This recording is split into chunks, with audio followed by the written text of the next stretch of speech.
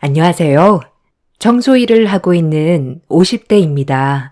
벌써 결혼 30년이라고 하니 참 세월이 빠른 것 같네요. 이곳에서 여러 사연들을 접하면서 저도 결혼 생활에 대해서 많은 생각을 하게 되었는데요. 제 이야기도 여러분들께 들려드리고 싶어 이렇게 사연을 적어봅니다. 어린 나이에 시집을 와 이런저런 시집살이를 다 해왔지만 사실 요즘 들어서 제 삶을 뒤늦게나마 찾고 싶다는 생각을 자주 했습니다. 남편은 교수로 일을 했습니다. 30대까지는 일반 직장인이었던 남편은 돌연 자신의 꿈을 찾겠다며 갑자기 공부를 시작했습니다.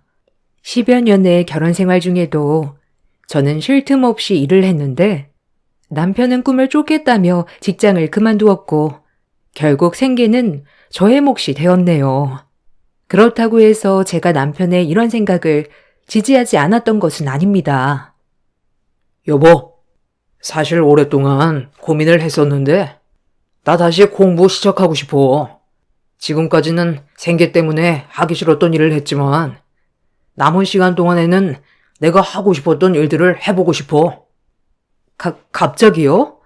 아니, 이렇게 갑자기 이야기를 하면 우리 생활을 어떻게 하고요? 그게 당신이 좀 도와주면 안 될까? 당신도 일을 하니까 조금만 아껴서 생활하면 될 것 같은데 너무 어릴 적부터 내 의지와는 다르게 일을 하다 보니 지금은 너무 고단하고 힘드네. 내 꿈을 지금이라도 찾아야 할 것 같아.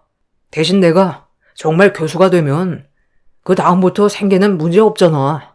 10년만, 딱 10년만 고생해줘. 그렇게 결심한 걸 어쩔 수 없죠. 그래요. 당신 그렇게 원하던 건데 제가 못 도와줄 건 없죠. 한번 결심한 거 열심히 해봐요. 남편은 저에게 미안해하기도 했지만 꿈을 포기할 생각은 없는 듯 보였어요. 다행히 저는 안정적인 직장을 다니고 있었고 학교를 다니는데 들어가는 돈은 남편이 이미 조금씩 모아두어서 걱정하지 않아도 되더라고요. 그래서 저는 남편을 응원하기로 했습니다. 처음에는 아직 자녀들이 어리기 때문에 생계를 책임진다는 게 걱정이 되기도 했어요. 직장이 안정적이라고 하더라도 앞날은 알 수 없는 것이니까요. 그래도 나만 고생하는 건 아니니 좀 더 버텨보자는 생각을 했었죠. 정말 쉬는 날 없이 열심히 일을 했어요. 아이들을 이곳저곳 맡겨가면서 야근이며 주말 근무며 거절하지 않고 일을 했습니다. 저의 그런 노력과 마찬가지로 남편도 정말 열심히 공부를 했죠. 여보, 요즘 공부하는 건 어때요? 시험 기간이라 많이 힘들죠? 늦게 공부 시작하려고 하니까 쉽지가 않네. 아무리 책을 봐도 머릿속에 들어오지가 않아서 큰일이야. 벌써 수십 번은 더 봤는데 왜 이렇게 집중이 안 되는지 모르겠어. 당신도 참 고생이네요.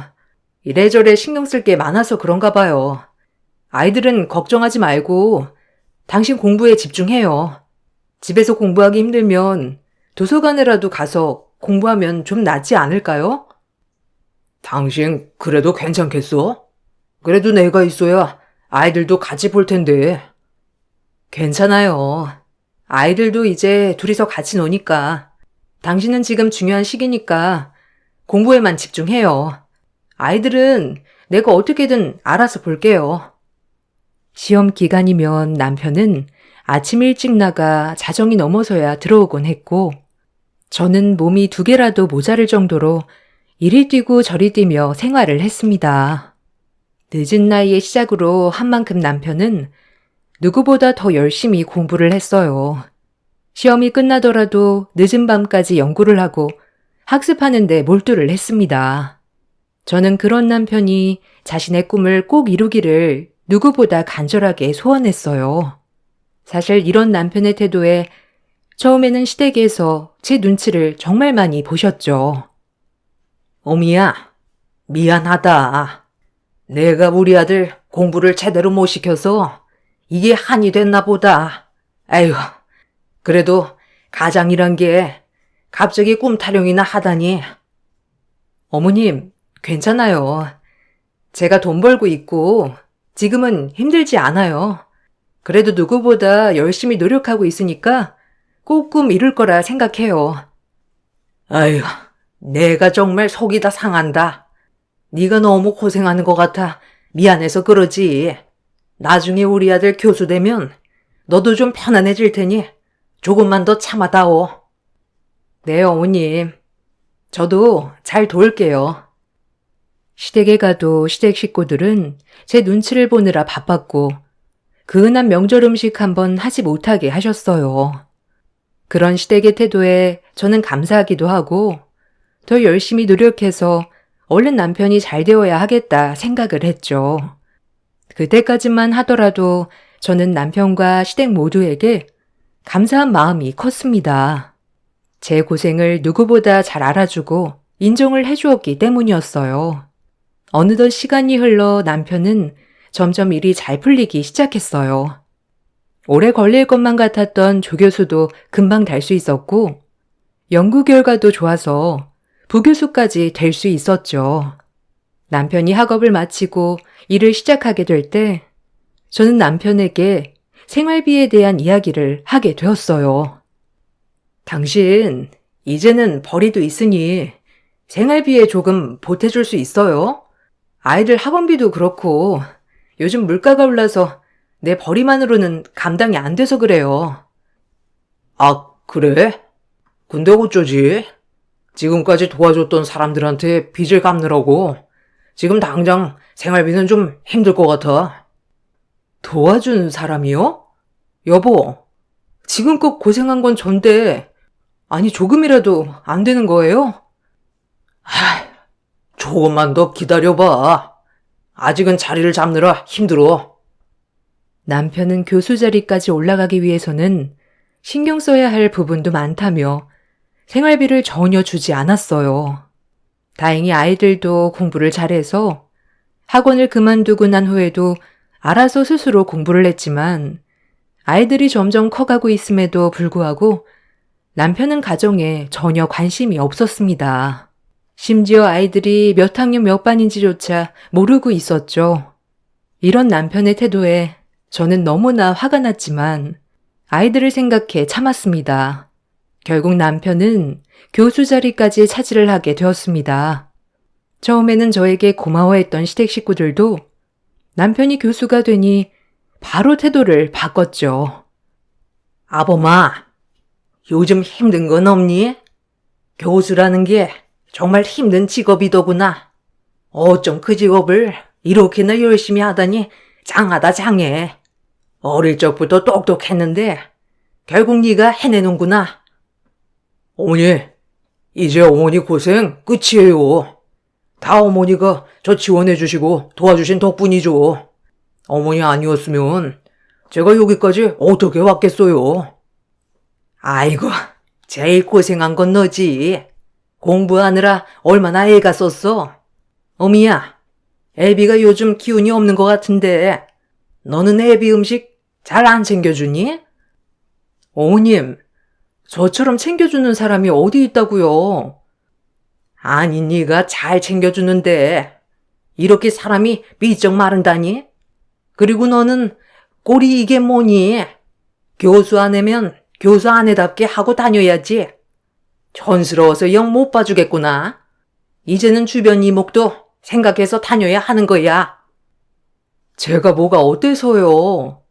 남편은 요새 맨날 밖에 나다니느라 힘든 거지 잘 안 챙겨 먹어서 그런 거 아니에요. 얘가? 네가 그러니까 애비가 스트레스 받아가지고 마른 거 아니니? 여자가 너무 독하면 남자는 밖으로 도는 법이다.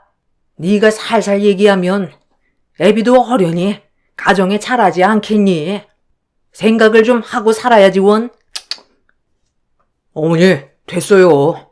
제가 아무리 말해도 이 사람은 듣는 척도 안 해요. 그냥 신경 쓰지 마세요. 제가 알아서 잘 챙길게요. 에휴, 네가 이래나 저래나 고생이 많구나. 시댁에서의 대접은 한순간에 바뀌고 말았습니다. 저는 너무나도 어이가 없었죠. 남편이 교수가 되었다고 해서 제 삶은 전혀 나아진 것이 없었거든요. 대신 시댁은 점점 더 상황이 좋아졌습니다.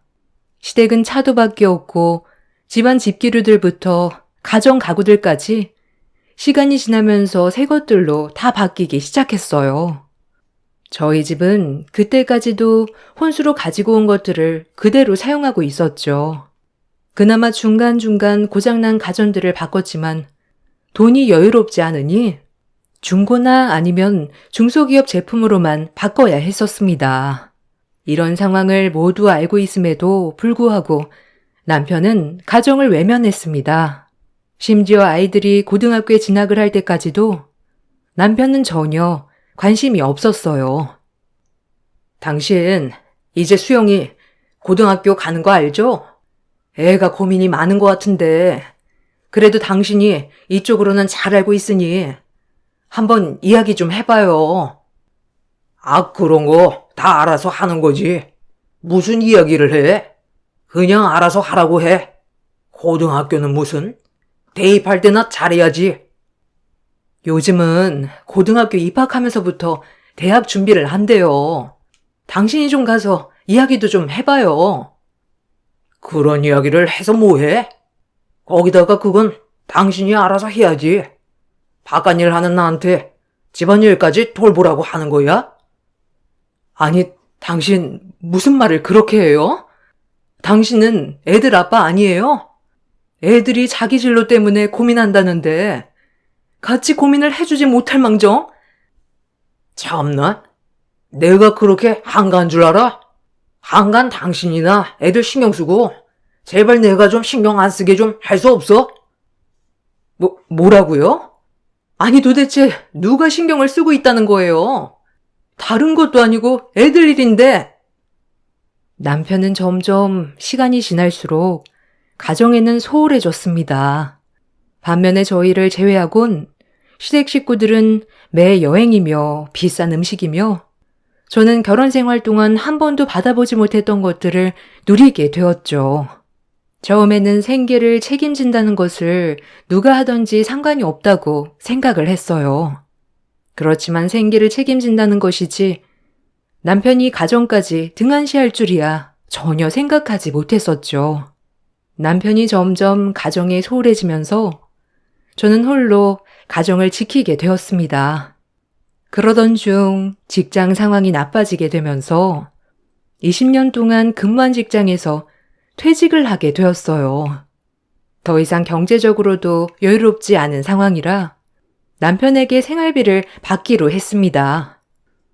여보, 나 이번에 직장에서 그만두게 되었어. 아직 애들 학교도 다 마친 상황이 아닌데 생활비 좀 주면 안 돼? 뭐? 생활비? 그동안 돈 한 푼도 안 모았어? 얼마나 줘야 하는데? 100만 원이면 되겠어? 100만 원? 아니 여보, 우리 가족 4명인 건 알고 있어? 그걸로는 매달 밥값도 모자라겠어. 좀 더 줘야지. 아, 당신 진짜 살림을 어떻게 하길래 100만 원으로 충분하지 않다는 거야. 어차피 애들 저녁까지 학교에서 다 먹고 오는데 100만 원이면 충분하지 않아? 거기다가 나도 집에서 밥 먹는 것도 아니고 집값이 나가기래 아니면 애들 학원비가 나가기를 해. 100만 원이면 충분한 거 아니야? 그리고 일 그만뒀다고? 당신 앞으로 일 안 할 생각이야? 정말 너무하다고 생각 안 해? 당신 공부하면서 집안일 아무것도 신경 쓰지 않을 때 내가 지금껏 애들 챙기고 생계까지 다 책임졌는데 어떻게 그런 말을 해? 아니 그래서 100만 원 준다고 하잖아. 이거마저 싫으면 간두던가. 남편은 그동안의 저의 노력에는 아랑곳하지 않고 그저 100만 원 정도의 생활비만 입금을 해 주었습니다. 그 돈으로는 공과금이며 여러 가지 비용을 처리하기엔 너무나 부족한 금액이었고 저는 종종 남편에게 생활비를 조금 더 달라고 이야기를 했었죠. 어떻게 아셨는지 시어머니께서도 저에게 전화를 해 교수 아들 스트레스 준다며 폭언을 퍼부었어요. 너는 어찌 된 게? 남편 앞길만 막으려고 난리니? 네? 어머님, 그게 무슨 말이세요? 아니, 생활비가 모자라면 건강한 네가 나가서 돈을 벌면 되는 거 아니냐? 지금까지 그래왔는데 무슨 바람이 불어서 생활비를 달라고 해? 어머님, 지금까지 제가 다 책임진 거 아시잖아요. 거기다가 제가 그만두고 싶어서 그런 것도 아니고 사정이 있어서 그만두게 된 건데 조금 생활비를 낼 수도 있는 거죠. 그거 가지고 어머님이 이렇게 저한테 이야기할 일인가요? 예, 나는 네 시애비가 돈 한 푼 안 줘도 우리 아들 교수 만들었다. 근데 너는 지금 고작 생활비 안 준다고 징징대는 꼴을 보니 내가 한 소리 안 할 수가 없구나. 네?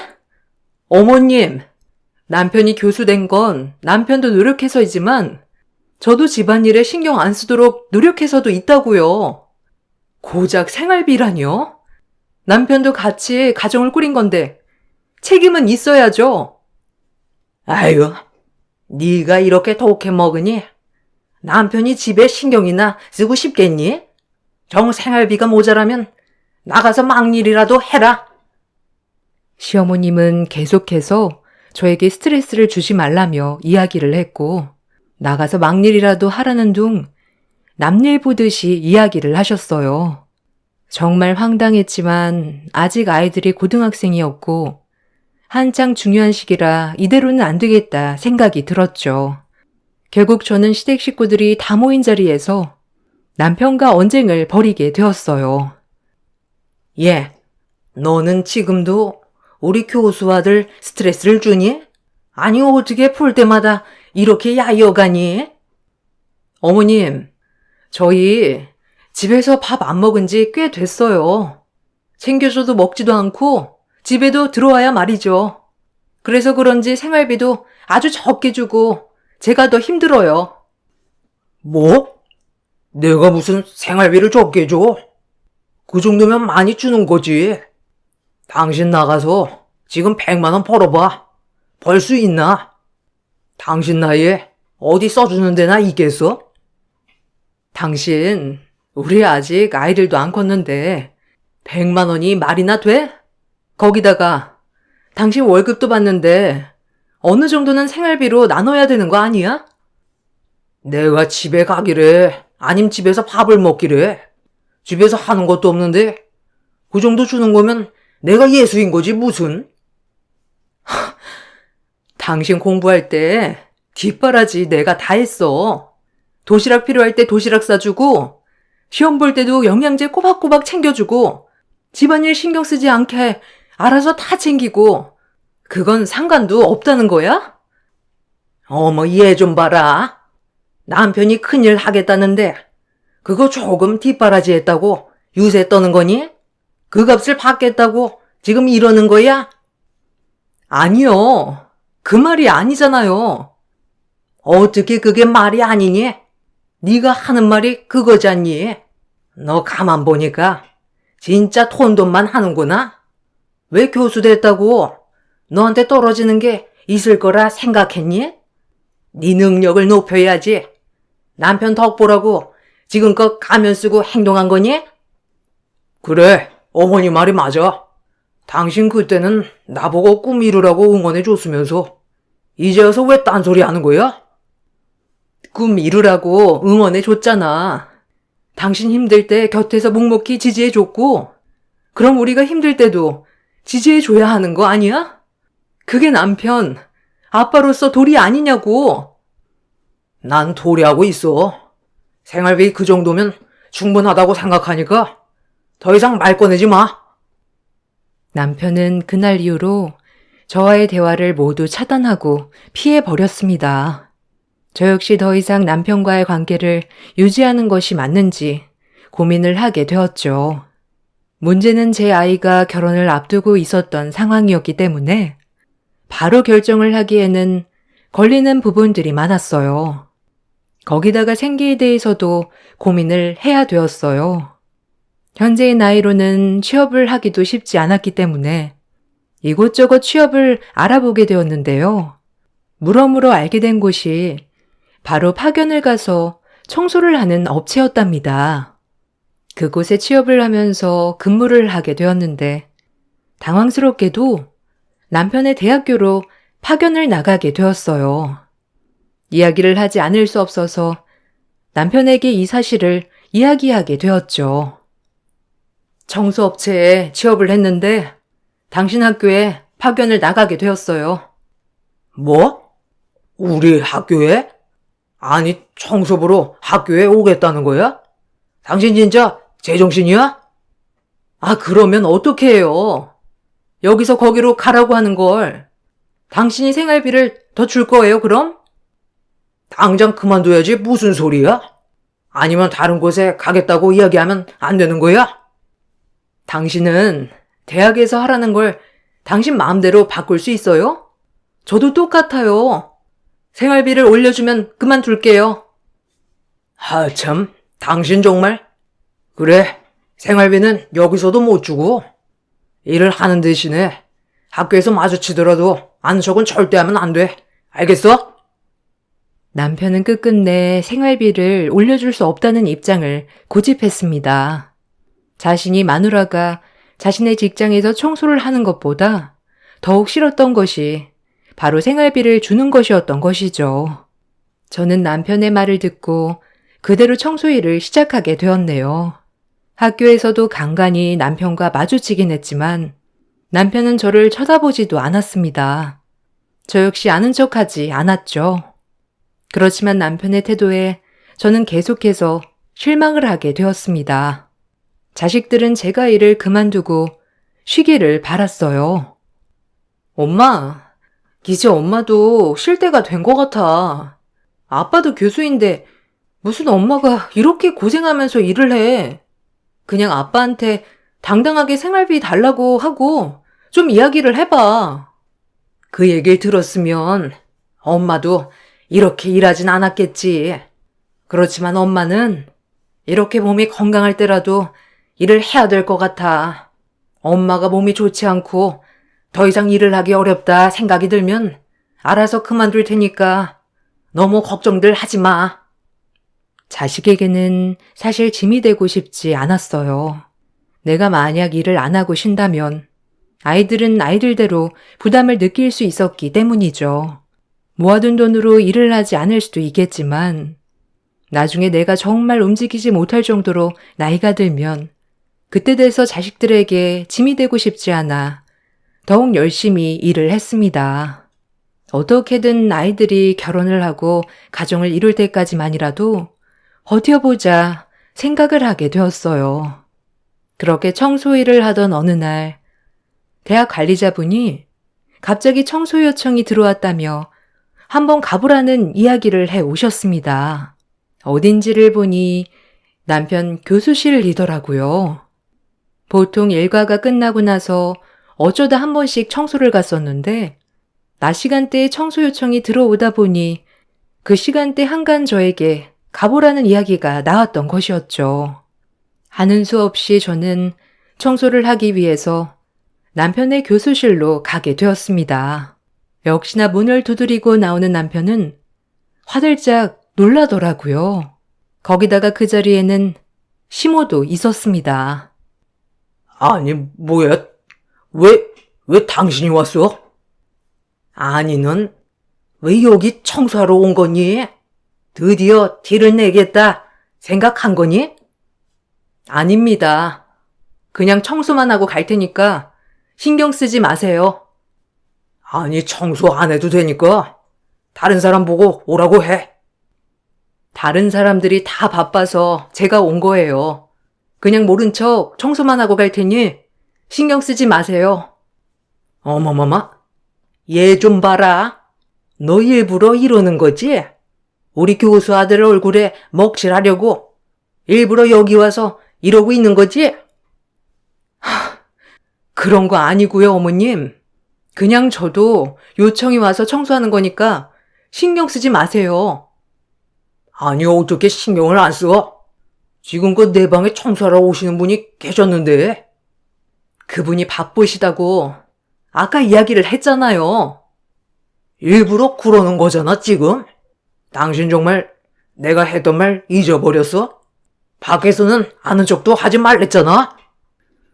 남편은 들어가려는 저와 실랑이를 벌이다가 제가 가지고 있던 걸레물을 그대로 저에게 부어버렸습니다.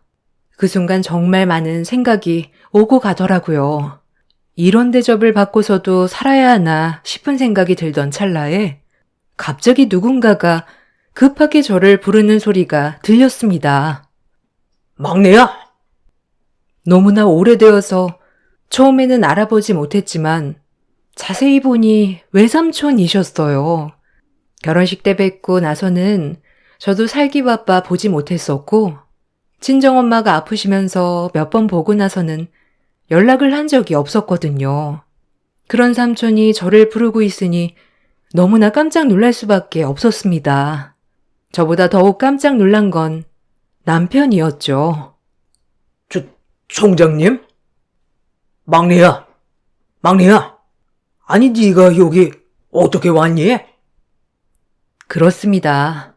저희 외삼촌은 남편이 다니고 있던 대학의 총장님이셨습니다.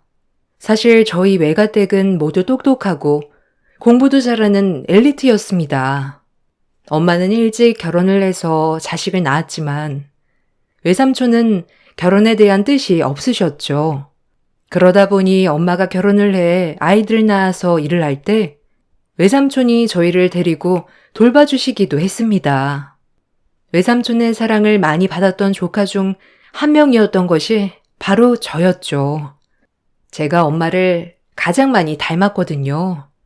외삼촌과 엄마는 정말 애틋한 남매 사이였습니다. 형제 중 둘만 있었고 외할머니 외할아버지도 일찍 돌아가셨기 때문에 두 분이서 의지를 할 수밖에 없었어요. 그러다가 엄마가 돌아가시고 나서는 저도 외삼촌과의 연락이 끊기고 말았었죠. 그 외삼촌이 총장이라니 저도 깜짝 놀랐습니다. 막내야, 너 막내 맞지? 아이고, 아니 어떻게 여기서 이렇게. 아니 그건 그렇고 우리 학교에서 청소로 일하고 있는 거야? 내가 여기서 일하는 거 몰랐어? 어머, 삼촌! 아휴, 정말 오랜만이에요. 어떻게 잘 지내셨어요? 저도 먹고 사느라고 바빠서 연락도 못 드렸었네요. 아, 괜찮다, 괜찮아. 살다 보면 그럴 수도 있는 거지. 근데 지금 무슨 일 있는 거니? 교수님, 아니 왜 이분께 물을 끼얹으셨나요? 무슨 일 있으신가요? 아닙니다. 끼얹은 게 아니라, 실수로 그만. 거짓말도 적당히 해. 이왕 이렇게 된 거 한번 툭 터놓고 얘기나 해보자. 당신, 갑자기 태도가 왜 그래? 왜? 삼촌이 총장이라고 하니까 실수한 것 같아? 그게 무슨 말이니? 교수님, 이게 무슨 말이죠? 삼촌, 이 교수님, 제 남편이에요. 그때 결혼식에 오셔서 보셨죠? 그 남편이 바로 이 사람이라고요. 삼촌은 제 말에 크게 분노하셨습니다. 다음에 이야기를 하자고 하시곤 저를 바로 데리고 집으로 향하셨죠. 제 안내에 집으로 향하시고는 자식들에게 엄마가 아빠에게 걸레물을 맞은 거 알고나 있냐며 이야기를 하셨습니다.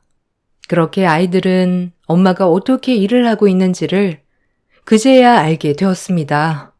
애들이 나서서 이혼을 하라고 하니 저도 그동안의 마음의 짐을 덜고 이혼을 다짐하게 되었어요.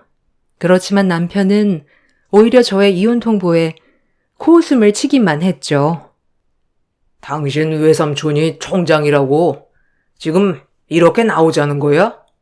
아주 외삼촌 뒤에 없고 별짓을 다 하네 정말. 이혼이 무슨 그렇게 쉬운 일인 줄 알아? 이혼하면 당신은 뭘 먹고 살 건데? 집은 있고? 아니면 애들 결혼할 때 혼자 혼주석에 앉아 있겠다는 거야? 애들도 당신이 어떻게 한지 알았어. 그리고 외삼촌이 아니더라도 당신 같은 사람이랑은 앞으로 더 살 수 없어.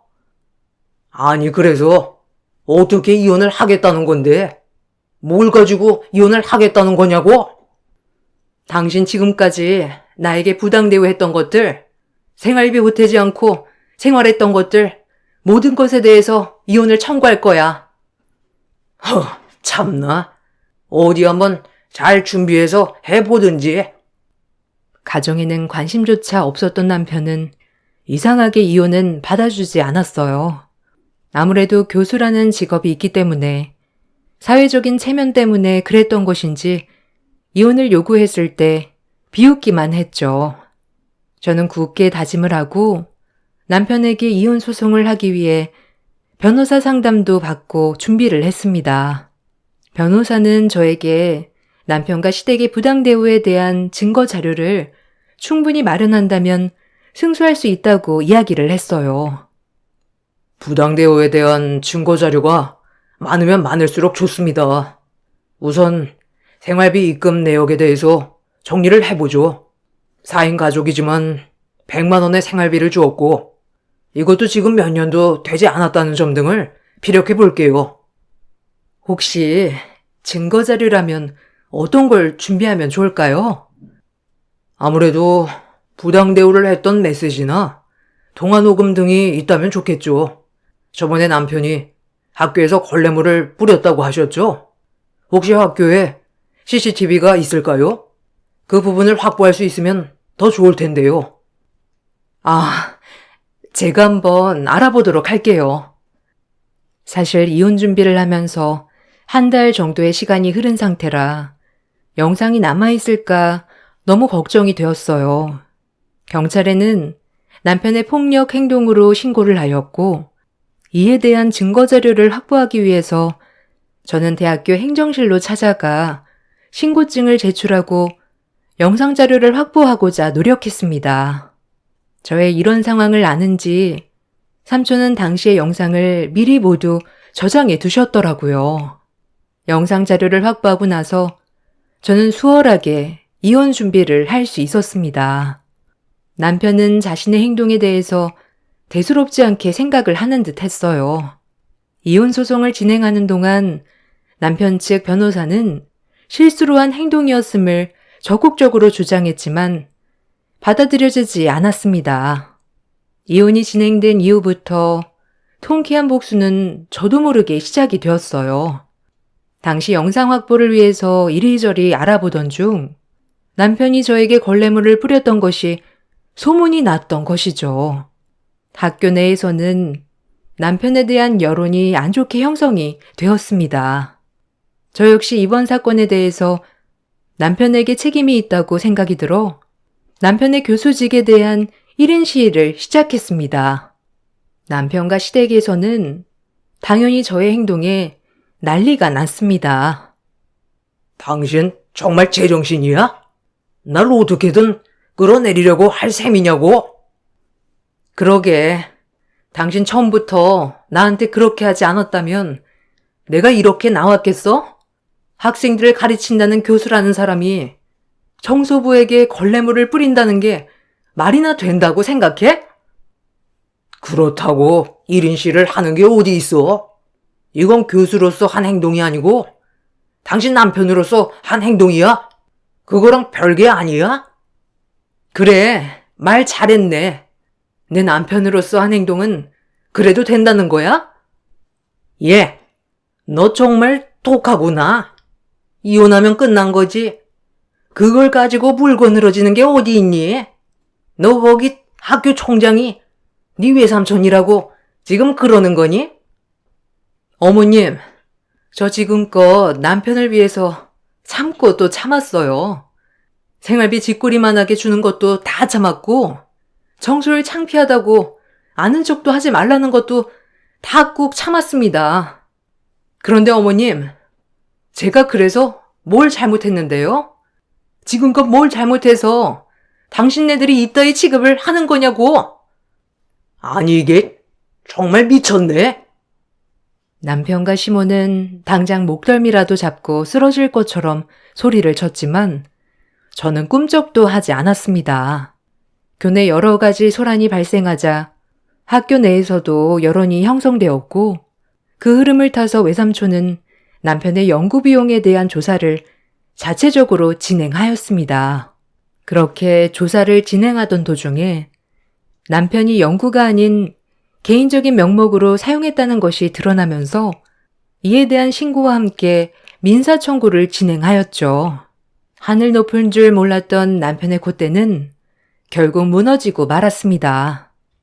남편이 몰래 쌓아놓고 있던 재산에 대해서도 저에게 절반 분할을 해주게 되었고 결혼 파탄의 원인이 있었기 때문에 위자료 1,500만 원을 배상해야 했습니다.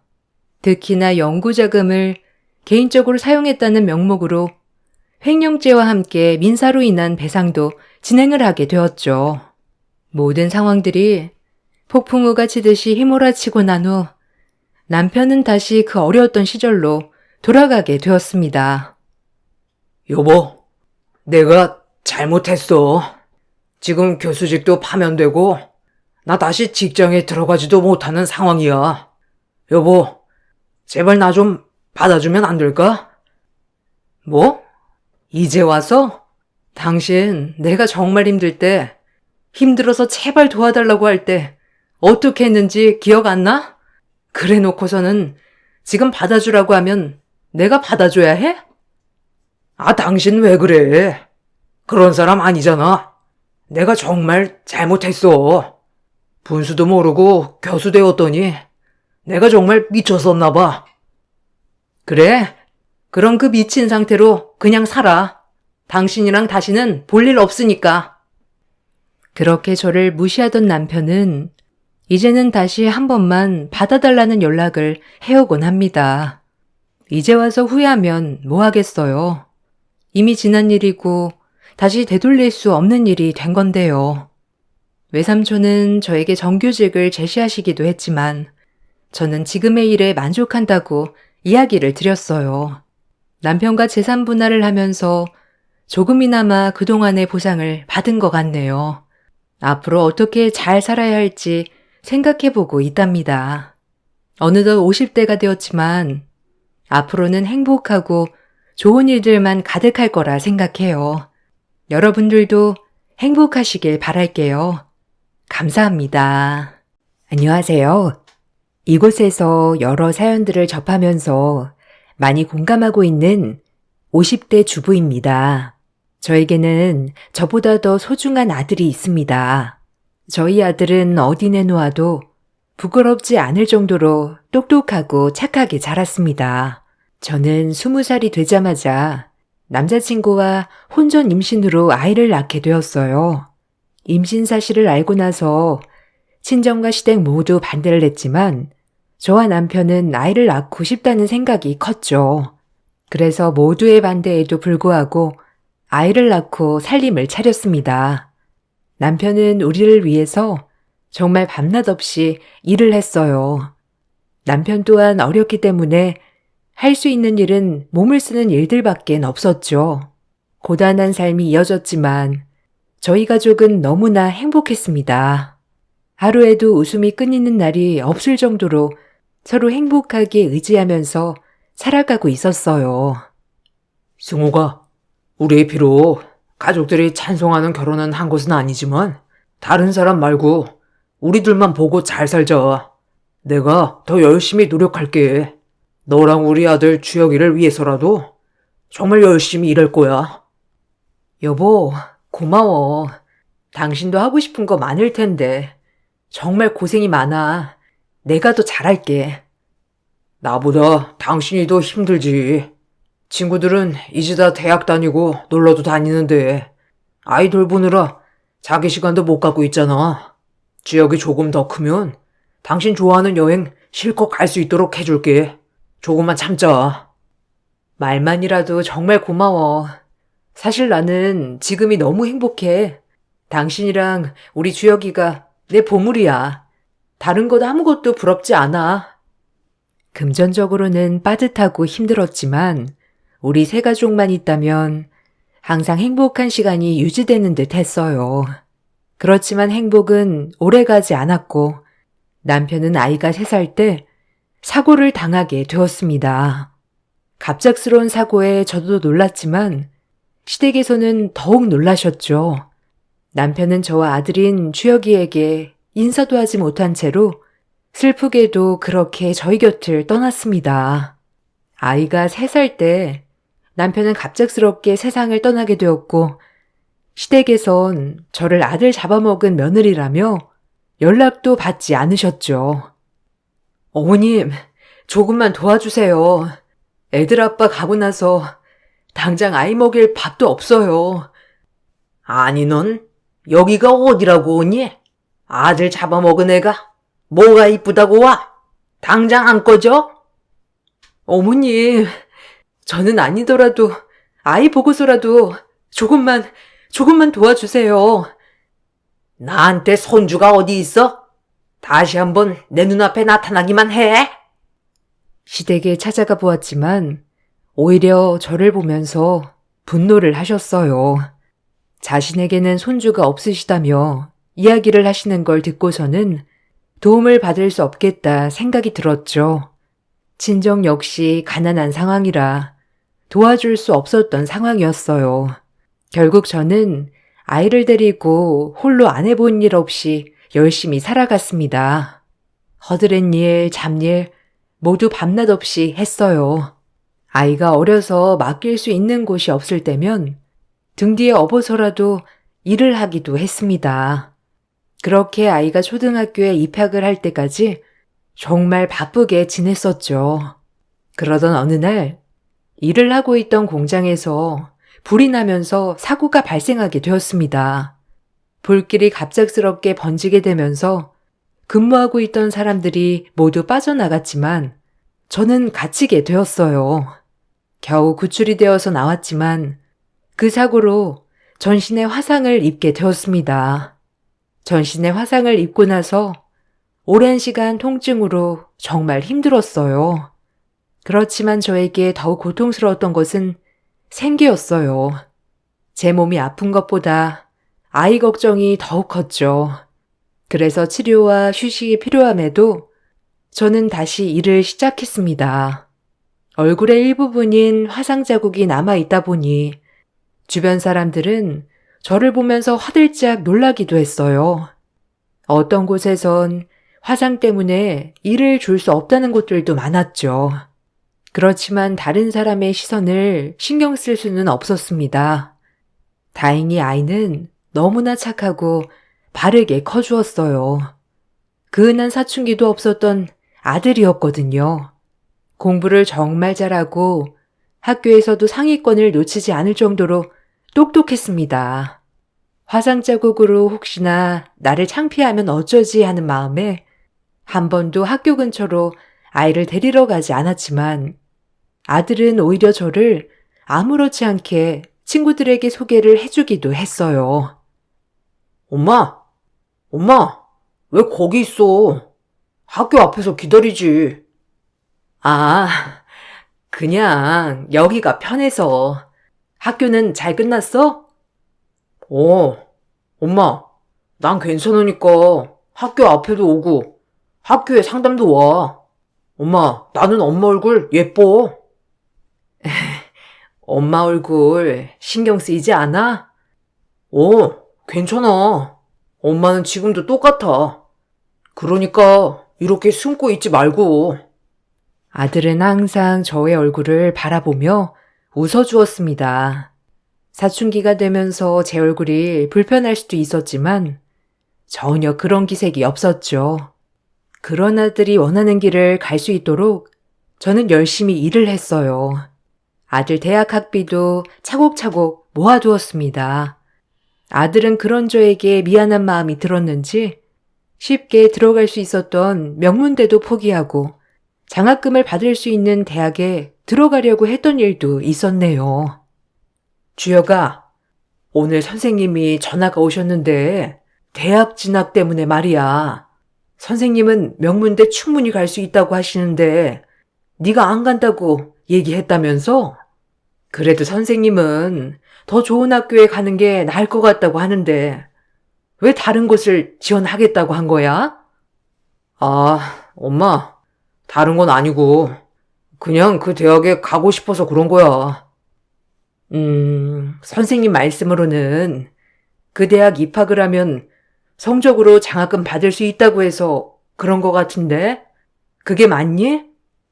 어, 그건 맞는데, 엄마, 그래서 거기 가고 싶은 건 아니야.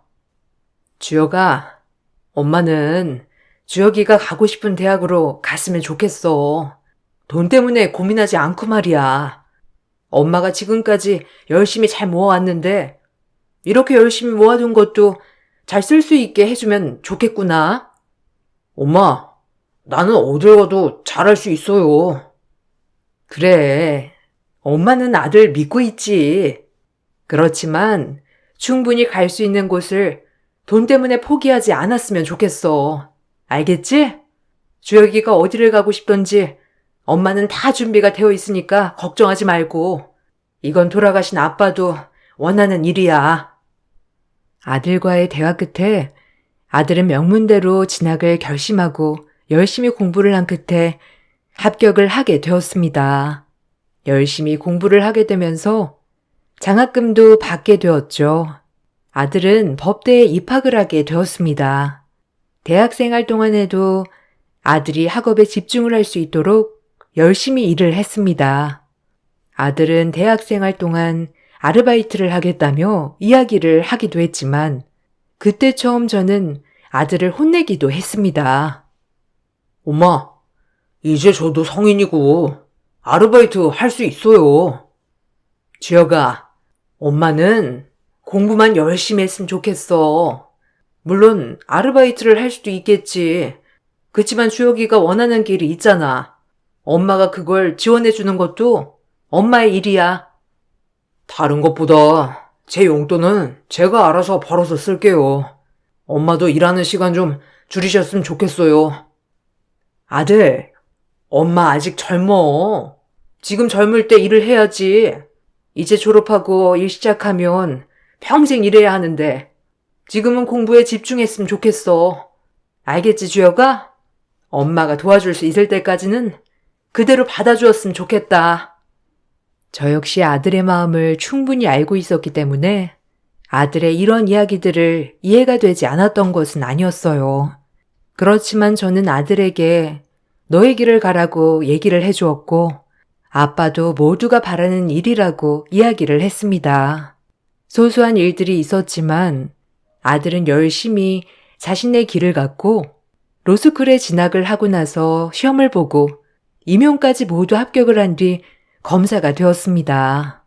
지금까지 열심히 노력한 아들이 너무나 자랑스럽고 행복했어요. 아들의 졸업식 날 저는 제 화상 흉터가 신경이 쓰여서 멍발치에서 아들의 모습을 보고 있었지만 아들은 정말 아무렇지 않은 표정으로 저를 주변 사람들에게 소개해 주었습니다.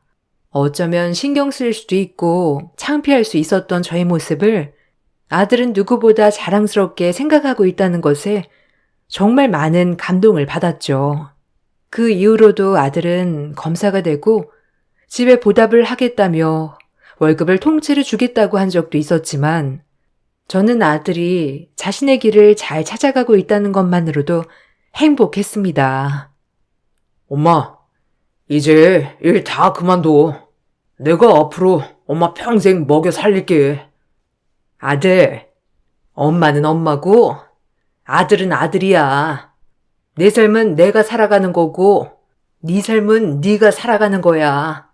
누가 책임져 주지도 살아주지도 않는 일이니까 엄마 삶은 엄마가 잘 꾸려 살게 해줘. 아니야.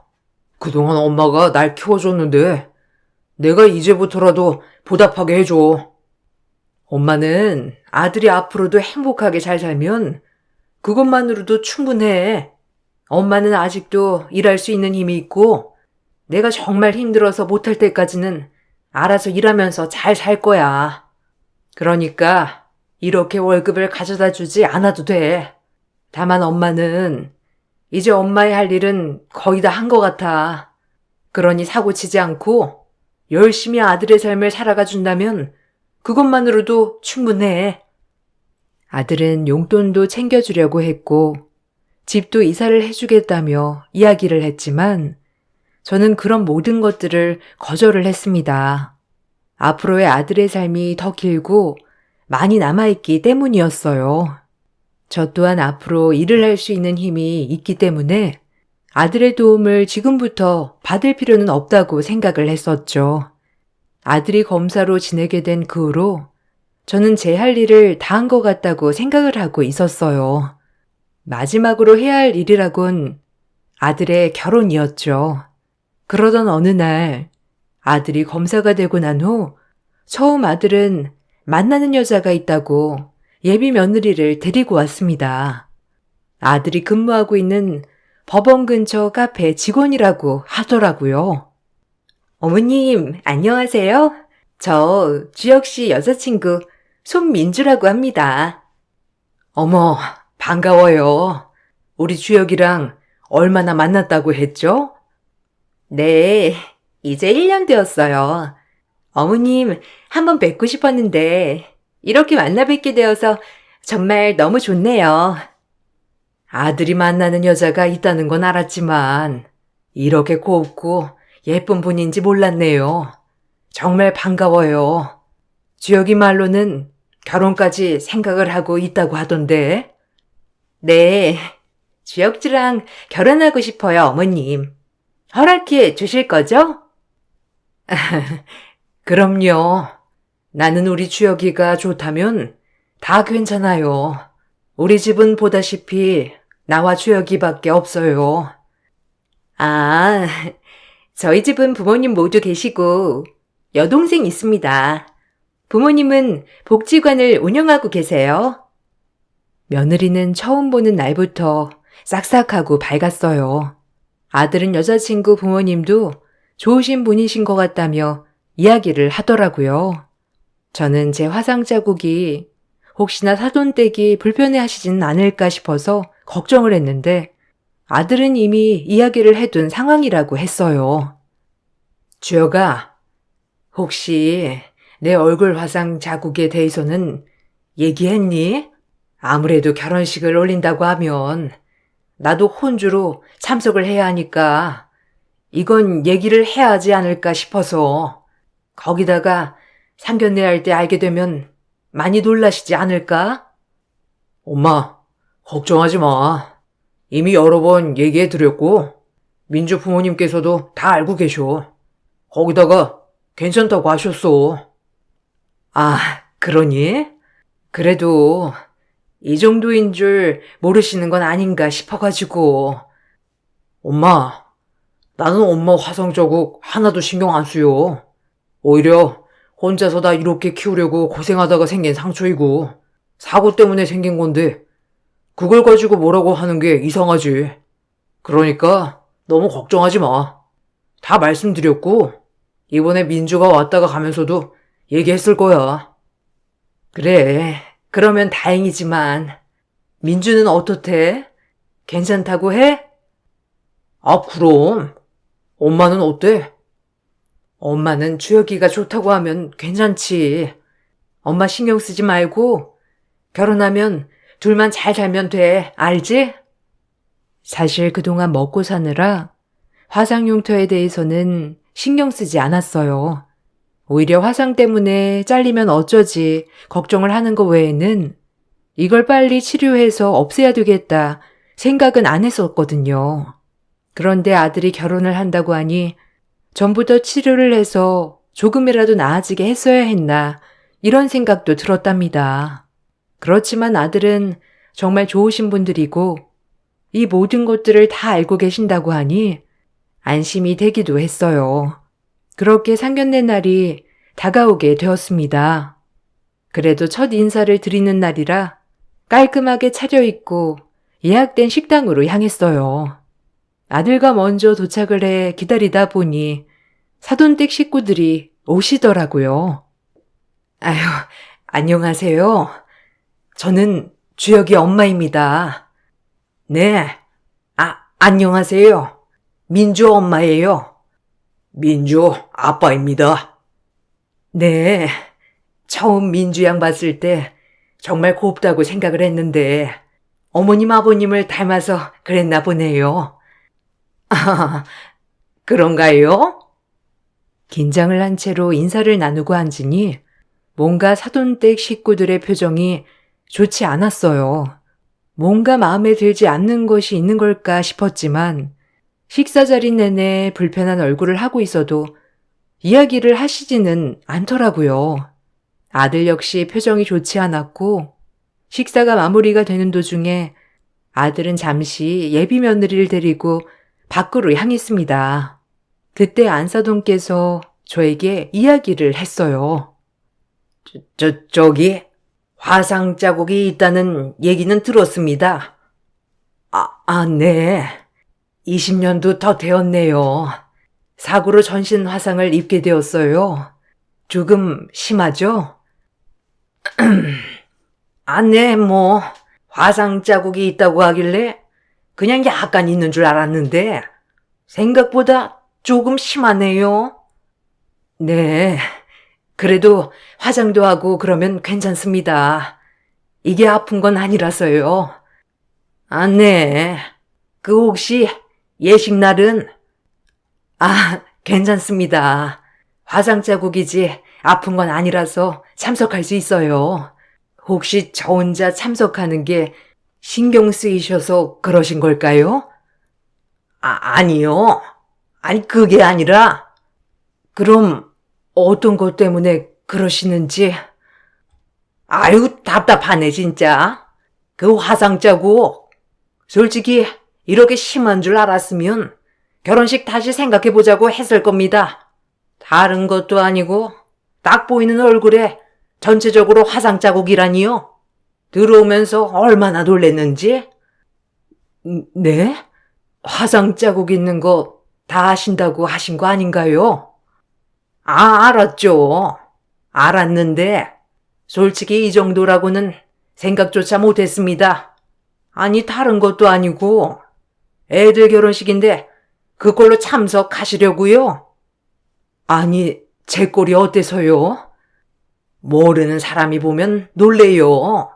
그 정도 화상이 심하면 화장으로 가려지겠어요? 그 얼굴로 예식날에는 참석 마세요. 어떻게 하나밖에 없는 아들 결혼식에 참석하지 말라는 겁니까? 아니, 그럼 예식 망치실 거예요? 애들 행복하게 살겠다고 하잖아요. 그런 얼굴로 예식 참석하면 오신 하객분들은 얼마나 놀라시겠어요? 다들 손가락질 합니다. 아무리 그래도 예식은 잘 치르게 해주셔야죠. 저희는 사돈 참석 안 하는 걸로 알고 가겠습니다. 아니 저기요. 아무리 그러셔도 이러시는 건 아니죠. 예비 사돈댁에서는 처음부터 저의 얼굴을 보고 불편함을 감추지 못했던 것입니다. 아들이 사돈댁에 인사를 가면서도 어머니가 화상이 있으시다 설명을 했었는데 그것에 대해서 대수롭지 않게 생각을 했던 것이었어요. 특히나 예비 며느리는 그날 집에 인사를 오고 나서 집으로 가 저희 얼굴 때문에 예식이 고민이 된다고 털어놓은 듯 했어요.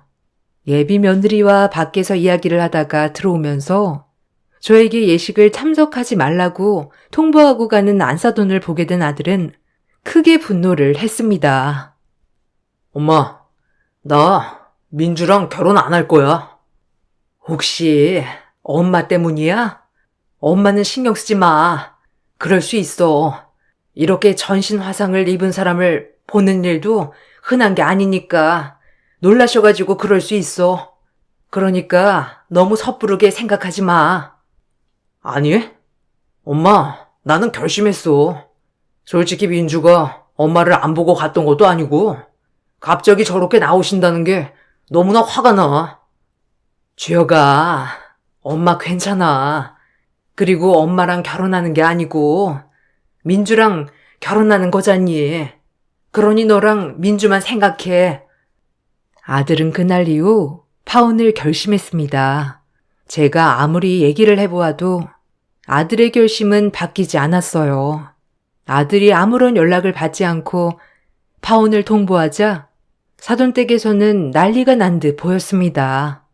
그날 이후로 저희 집에도 찾아오고 어떻게 알았는지 전화까지 해오면서 파혼만은 막아달라고 했죠. 그렇지만 누가 들어도 부탁을 하는 것은 아니었어요. 저 민주 엄마예요. 주혁이가 갑자기 파혼을 통보했다고 해서요. 아, 네. 저도 들었습니다. 아무리 민주가 연락을 해도 받지도 않는다고 해서 혹시 주혁이랑 얘기를 좀 해보셨나요? 네. 제가 많이 얘기를 해봤지만 마음이 달라지진 않네요. 아니, 엄마란 사람이 이런 일륜지 대사를 그냥 이렇게 망치게 두실 건가요? 다른 것도 아니고 엄마 얼굴 때문에 저희가 불편하다 얘기를 한 거잖아요.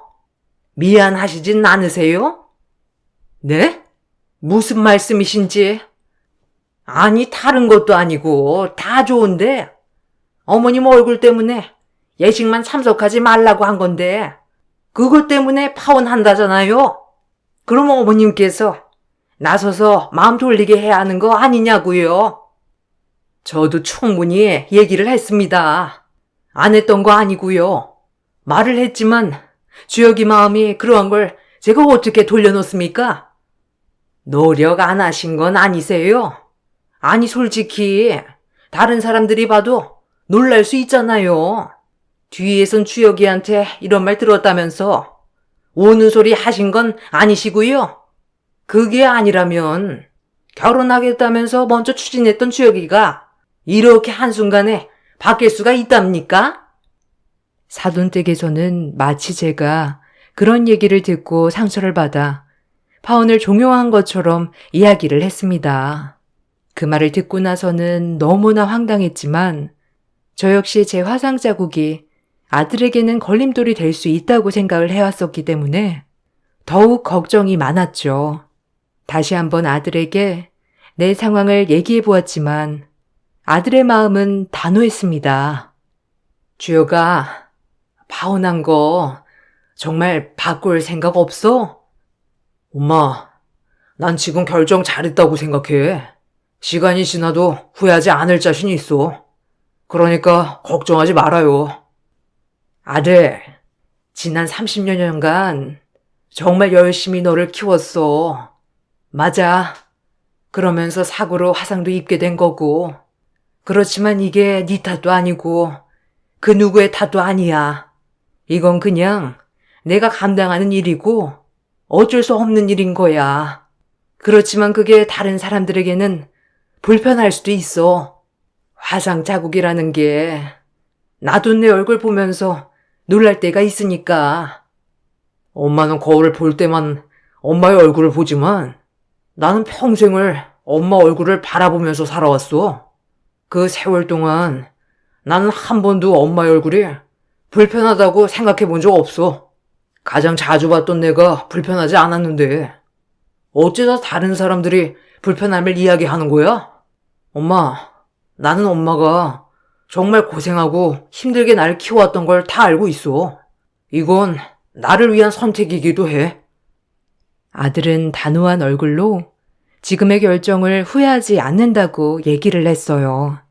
저도 아들의 태도에 어쩔 수 없다고 생각을 했지만 사돈댁과 예비 며느리는 그렇지 않았던 모양이더라고요. 결국 저희 집까지 찾아와 이야기를 하며 요구를 했습니다. 이번에는 저도 단호하게 얘기를 해야겠다고 생각을 했어요. 어머님, 제발 주혁 씨 마음 좀 돌려주세요. 주혁 씨 엄마 말이라면 다 듣잖아요. 여러 번 이야기를 해봤지만 주혁이 마음이 단호해요. 내가 말한다고 될 게 아니에요. 아니, 안 하신 건 아니세요? 얼굴 화상 그거 얼마나 심한지는 알고 계세요? 주변에서도 많이 얘기를 할 거 아니에요. 저희가 화상 때문에 참석하지 말라고 해서 그러신 거라면 참석할 거라고 주혁이한테 얘기를 하고 그때 돼서 아프시다고 하면 되잖아요. 그렇게까지 아들을 속이고 싶진 않은데요. 꼭 그렇게 해야만 하나요? 이보세요.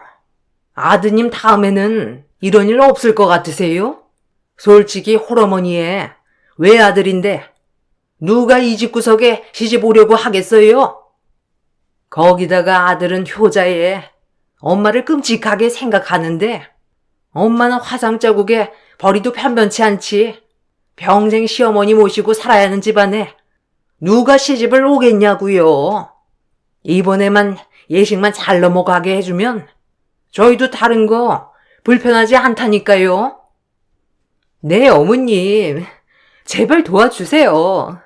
그냥 예식 참석하겠다고 하시고 나중에 몸 아파서 못 가겠다고 하시면 되잖아요. 부탁드려요. 저는 안사돈과 예비 며느리의 말에 기가 막혔습니다. 이렇게까지 결혼을 시켜야 하나 싶기도 하더라고요. 아들이 파혼을 결정한 것은 나에게 한 태도도 있겠지만 예비 사돈댁의 생각을 보고 결심한 것은 아닐까 생각이 들었어요. 아무렇지 않게 얘기를 하는 두 사람을 보면서 정말 어떤 말을 해야 할까 기가 막히더라고요. 자신들이 한 말에 대한 사과가 아닌 다시 결혼식을 올리기 위해서 저에게 거짓말을 하라는 말을 듣고 나서 참담한 심정이었습니다. 두 사람은 저에게 계속해서 설득을 했어요. 기가 막힌 얘기를 듣던 와중에 문이 열리더니 아들이 갑자기 집에 들어왔습니다. 이미 밖에서 안사돈과 예비 며느리가 하는 얘기들을 다 들은 모양이더라고요. 들어오자마자 아들은 울분을 토해냈죠. 지금 무슨 얘기를 하시는 겁니까? 저 이 결혼 안 합니다. 저희 집에서 당장 나가주세요. 주혁 씨, 그게 아니고. 아이고, 지혁아. 그게 아니라. 사돈. 무슨 얘기 좀 해보세요. 그게 아니긴 뭐가 아닙니까? 저 밖에서 다 들었습니다. 더 이상은 얘기할 부분은 없을 것 같네요. 당장 가주세요. 주혁아, 잠시 얘기 좀 들어봐. 그래, 주혁아. 일단 얘기를 좀 해보자. 민주 어머님 하실 말씀 있으시면 하세요. 그게 아니라 사실 저번에 한 얘기도 사과도 할 겸 예식 참석하시라고 말하려고 왔어. 예식 참석이요? 아까 하신 말씀은 그게 아니시잖아요. 저희 엄마한테 그날 아파서 못 가겠다고 얘기를 하라고 한 거 아니세요? 아니, 그냥 그럴 수 있다는 거지. 그렇게 하시란 말씀은 아니었어. 그게 그거 아닌가요? 저 민주랑 더 이상 결혼 진행 안 합니다. 아들은 태도는 더욱 단호해졌습니다. 혼란 끝에 예비 며느리와 안사돈은 집으로 돌아갔어요. 저는 더 이상 아들에게 결혼에 대한 이야기를 하진 않았지만 아들의 분노는 더욱 컸던 모양이더라고요. 며칠 후 아들은 밖에서 점심을 같이 먹자며 불렀습니다. 자리에 가보니 아들 직장 동료분들이 모두 계셨죠. 저희 어머니세요. 이번에 잠시 일을 쉬시고 계셔가지고 같이 점심 하려고요. 아시다시피 제가 파혼하게 되면서 어머니도 상심이 크셔가지고 당분간 같이 식사 좀 하겠습니다. 네네. 안녕하세요. 네. 안녕하세요. 지혁아, 나는 너랑 둘이서 점심 먹는 줄 알았어. 이렇게 다 계신 줄 알았으면 안 올 걸 그랬다. 아니, 엄마. 내가 너무 엄마를 사람들한테 소개를 안 해준 것 같아서. 저희 엄마가 저 키우시느라 사고로 화상을 입으셨어요. 이것 때문에 파혼도 하게 됐지만 저는 사실 이게 크게 신경 쓰이지 않거든요. 다른 분들은 좀 신경 쓰이시나 보더라고요. 어머. 그런가요? 어머, 저도 괜찮은데요. 근데 이것 때문에 파혼하신 거세요? 네. 그쪽에서 저희 엄마께 결혼식 참석하지 말라고 하셔가지고요, 뭐. 아, 그렇게 됐습니다. 아들은 무슨 일인지 직장 동료들에게 결혼식 진행을 그만하게 된 이유를 설명하더라고요.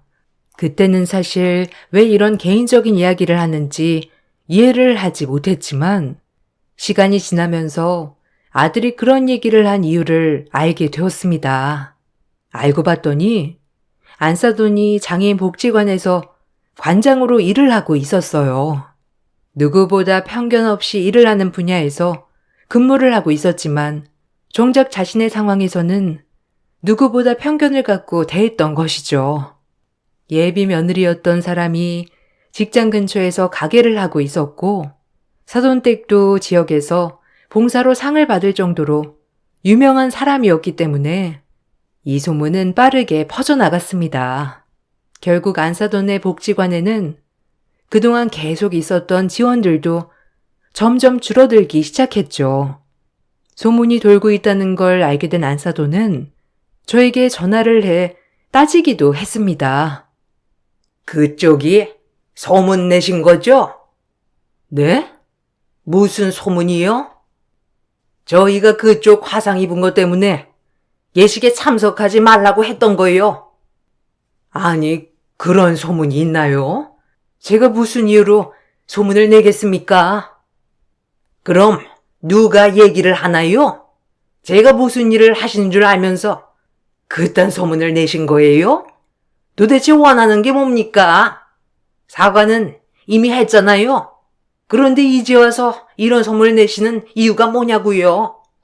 파혼도 그쪽에서 먼저 하신 건데 저희한테 왜 그러시는 거예요?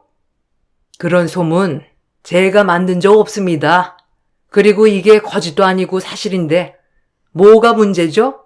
사람들 입에 오르내린다는 건 그만큼 심한 말을 했다는 거 아닌가요? 제가 언제 그런 심한 말을 했어요? 아, 심한 말을 한 적 없으시다고요? 그럼 누군지 소문이 나도 상관없으신 거 아닌가요? 아니, 그게 아니라, 아휴, 미안합니다. 그러니까 소문 좀 그만 내주세요. 저희 복지관 문 닫게 생겼어요. 소문은 제가 낸 게 아니라 도와드릴 게 없네요. 그리고 복지관 운영하신다면서 그렇게 편견을 갖고 말씀하신 건가요? 참 대단하시네요. 아니, 편견이라니요? 그쪽도 부모니 제 마음 알 거 아닙니까? 그쪽 아드님이 화상 입은 사돈댁에 장가 간다 해도 그러실 건가요? 아마 저랑 다를 바 없으실 것 같은데요. 네, 그렇게 생각하시니 저는 더 이상 할 말이 없습니다. 아, 그러고 보니 강 대표님 아시죠? 이번에 저희 아들 결혼한다고 해서 무척이나 좋아하셨거든요. 저 예전부터 후원해 주신 분이신데 민주 어머님도 아시더라고요. 강 대표님이요? 아니, 물류기업 강 대표님 말씀하시는 건가요? 네, 이번에 결혼식도 참석하신다고 하셨는데 아쉽게 되었네요. 그동안 열심히 후원했던 복지관이 오만과 편견에 휩싸인 관장이 자리하고 있다고 하면 어떠실지 궁금하네요. 소문은 빠르게 퍼져나갔고 지역 내에서는 복지관에 대한 이미지도 나빠지기 시작했죠. 결국 관장직을 내려놓게 되었다는 소식까지 들려오게 되었습니다.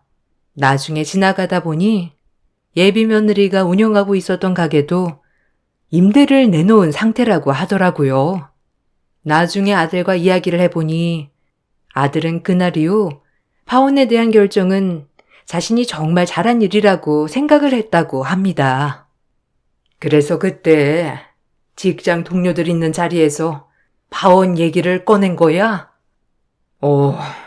이렇게까지 소문이 날 거라고 생각해서 한 얘기는 아니지만 엄마에게 내가 엄마가 부끄럽지 않고 불편하지 않다는 걸 말하고 싶어서 한 얘기였어.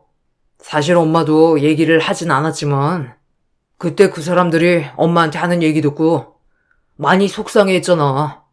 그렇지만 모든 사람들이 다 그렇게 생각하는 건 아니라는 걸 엄마에게 말해주고 싶었어. 엄마는 열심히 살았고 부끄럽지 않은 삶을 살았는데 왜 보이는 것만 보고 사람들이 평가를 하는지 모르겠어. 아들, 고마워. 아들만 엄마의 삶을 알아주면 그것만으로도 충분해. 아들은 응징을 하기 위해서 한 고의적인 행동은 아니었지만 아마 그 사람들의 무례한 행동들이 그만큼 큰 사건이었다고 생각을 했다고 해요. 그 이후로 아들은 정말 착하고 고운 아가씨를 만나고 있습니다. 저와도 종종 만나 밥을 먹기도 하는데 그 아가씨 역시 저를 편하게 생각을 해주어서 고맙네요. 남편이 일찍 세상을 떠나 홀로 아들을 키우며 힘든 날도 많았지만 그래도 이 정도 아들을 키웠다면 잘 키운 거 맞겠죠? 나중에 남편을 만나게 된다면 지금까지 잘 키웠다 칭찬해주면 참 좋겠네요. 모두들 행복하시길 바랄게요. 감사합니다. 안녕하세요. 30년의 결혼 생활을 마무리하고 있는 50대입니다. 결혼을 하고 나서 이런저런 우여곡절이 많았지만 그 어떤 것보다 요즘 정말 많은 생각을 하게 되는 것 같네요. 결혼이라는 것에 대해서 회의감도 들면서 저와 비슷한 생각을 가지고 계시는 분들도 있으실까 싶어 이렇게 글을 작성하게 되었습니다. 저는 남편과 선을 보고 결혼을 하게 되었습니다. 남편은 중견기업 평범한 회사원이었고 홀어머니의 맏이었습니다. 결혼을 하려고 여러 번 선을 보았지만 마음에 드는 사람을 만나지 못하였는데 저를 만나고서 결혼을 결심했다고 하였죠. 저 역시 집안에서 빨리 결혼을 하라며 재촉을 하면서 남편과 선을 보고 바로 결혼을 하게 되었습니다. 결혼 생활에 대해서 크게 기대를 한 것은 아니었지만 신혼 때부터 고된 시집살이가 시작되었습니다. 줄줄이 남편 밑으로 있는 동생들의 빨래까지 모두 맡아가면서 살림을 해야 했죠. 예, 너는 친정에서 배운 게 뭐가 있니? 아무것도 안 가르치고 이렇게 시집만 덜렁 보낸 거야? 정말 양심도 없지. 어머님, 왜 그러세요? 너는 빨래를 구분해야지. 그냥 막 놓고 빨래를 하면 빨래가 되니? 거기다가 손빨래 해야 하는 것들은 손빨래를 다 해야지. 그냥 세탁기에 돌려버리면 어떻게 하자는 거야? 빨래 구분도 할 줄 모르고 살림하는 애가 어디 있니? 빨리 네 시동생들한테 미안하다고 사과해. 애들이 옷이 엉망이 되었다면서 난리잖니. 형수님, 빨리 좀 제대로 좀 하세요. 빨래물이 다 빠져서 이렇게 다 염색돼 버렸잖아요. 아니, 눈이 있으면 흰 빨래, 색깔 빨래 구분해서 넣어야 되는 거 아셔야 하는 거 아니에요? 어머, 도련님, 죄송해요. 구분한다고 했는데 이게 다 구분이 안 되었나 봐요. 죄송하다면 이게 원래대로 되돌아와요? 아니, 빨래를 할 줄 모르면 엄마한테라도 물어봐야지. 이게 뭐예요? 그래, 너는 물어볼 줄도 모르냐? 입이 있으면 뭐하니? 밥 처먹는 데만 사용하는데 입이 있으면 물어보면서 일을 해야지. 시댁에서 함께 생활을 하면서 처음 집안 살림을 해보았던 저는 우여곡절이 많았습니다.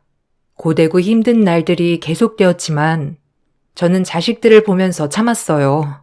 자식들은 알아서 착하게 잘 자랐습니다. 학원 하나 다니지 않고서도 좋은 대학을 나와 좋은 곳으로 취업을 했죠. 내 평생의 자랑은 자식들이었어요.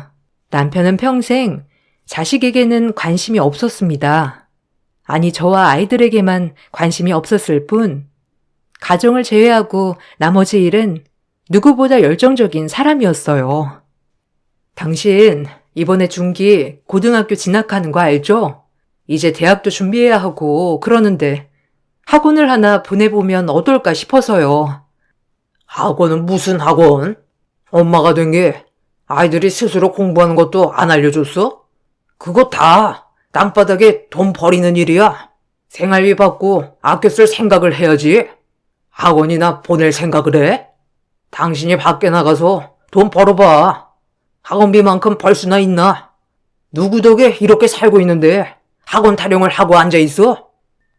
그래도 요즘은 대학 준비를 지금부터 하는 애들도 많은데요. 당신이 좀 애들한테 관심을 가져봐요.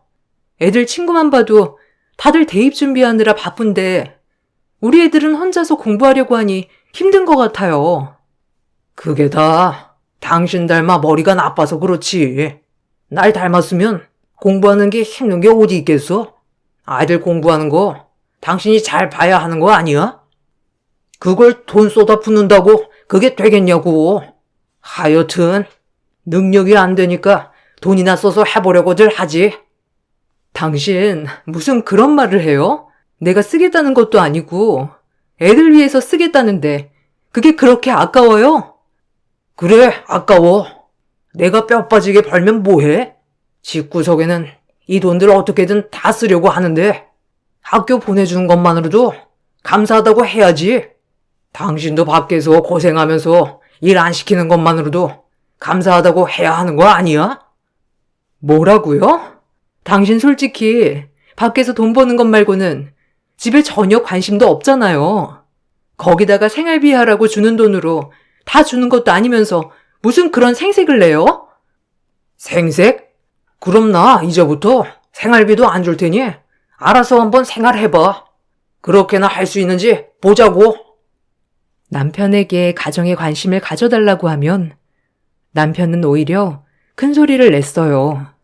자신은 돈만 잘 벌어다 주면 남편 아빠 역할을 다 한 것이라 생각을 했었죠. 그렇지만 저는 남편도 가정에 관심을 가져주기를 바랐지만 이런 생각 차이 때문에 여러 번 다투기도 했습니다. 처음에는 남편과 더 이상 살 수 없겠다 싶어서 각자 살 길을 찾는 게 낫지 않을까 싶었지만 아이들이 어릴 때까지만 하더라도 이혼이라는 게 꼬리표 달기 쉬운 일이었죠. 그래서 아이들이 좀 더 클 때까지만 참는 게 좋지 않을까 생각을 했어요.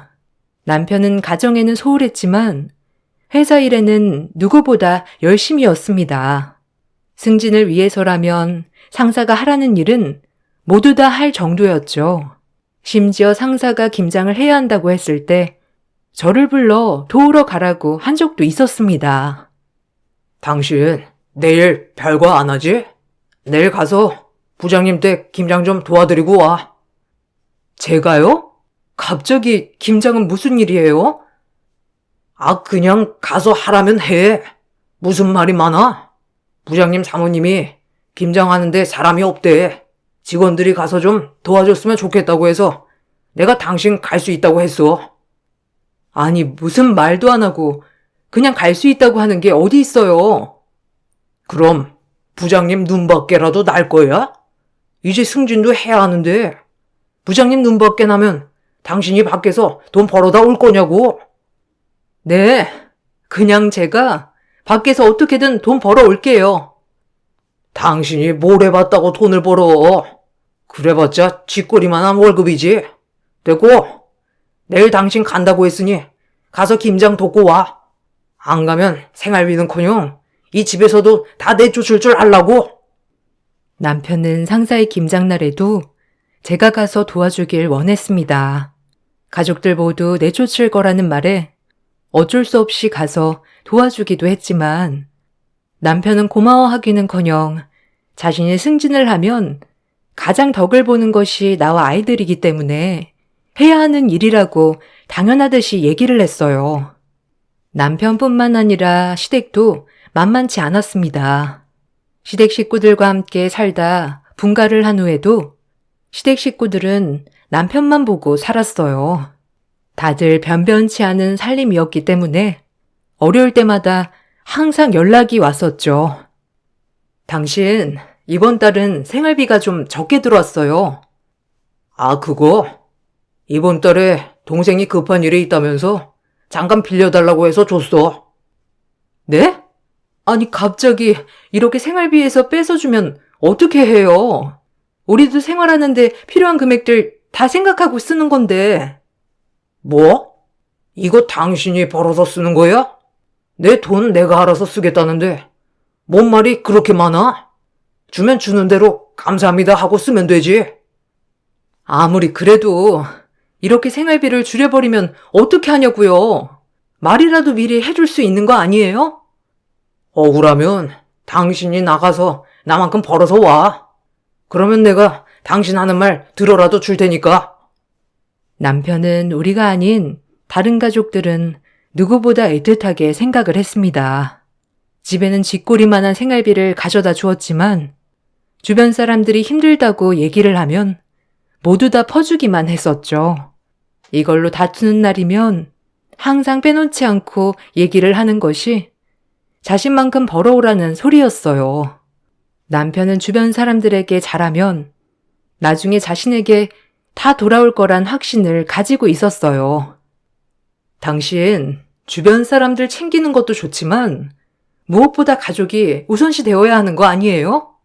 큰애는 대학 입학 문제 때문에 머리 아픈데 거기에 좀 신경 써주면서 이야기도 해주면 좋잖아요. 애들은 다 알아서 크는 거야. 이미 태어날 때부터 자기 밥그릇은 다 챙기고 나왔는데 뭔 고민이야? 주변 사람들한테 잘하면 그게 다 나중에 돌아온다고. 뭐 사회생활 한 번이라도 해봐야 아는 건데 집에만 있는 당신이 알기나 하겠어? 이건 사회생활이고 뭐고가 문제가 아니잖아요.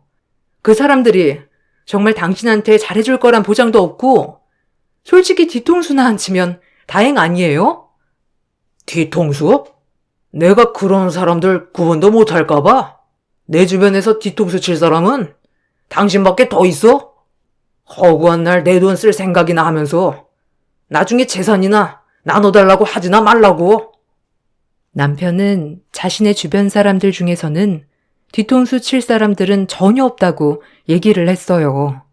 당연히 그럴 것이 남편 주변 사람들은 남편의 월급에 의지를 해서 살아가는 사람들 뿐이었죠. 그렇기 때문에 뒤통수를 치기는커녕 남편의 주머니에서 돈이 나오기만을 바라는 사람들만 있었어요.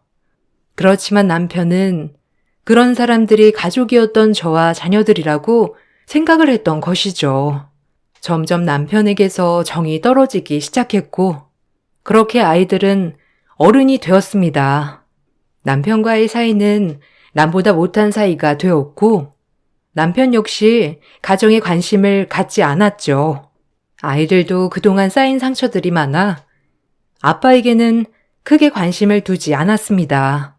남편을 포기하기 시작하면서 저도 서서히 제 삶을 찾고자 사람들도 만나기 시작했습니다.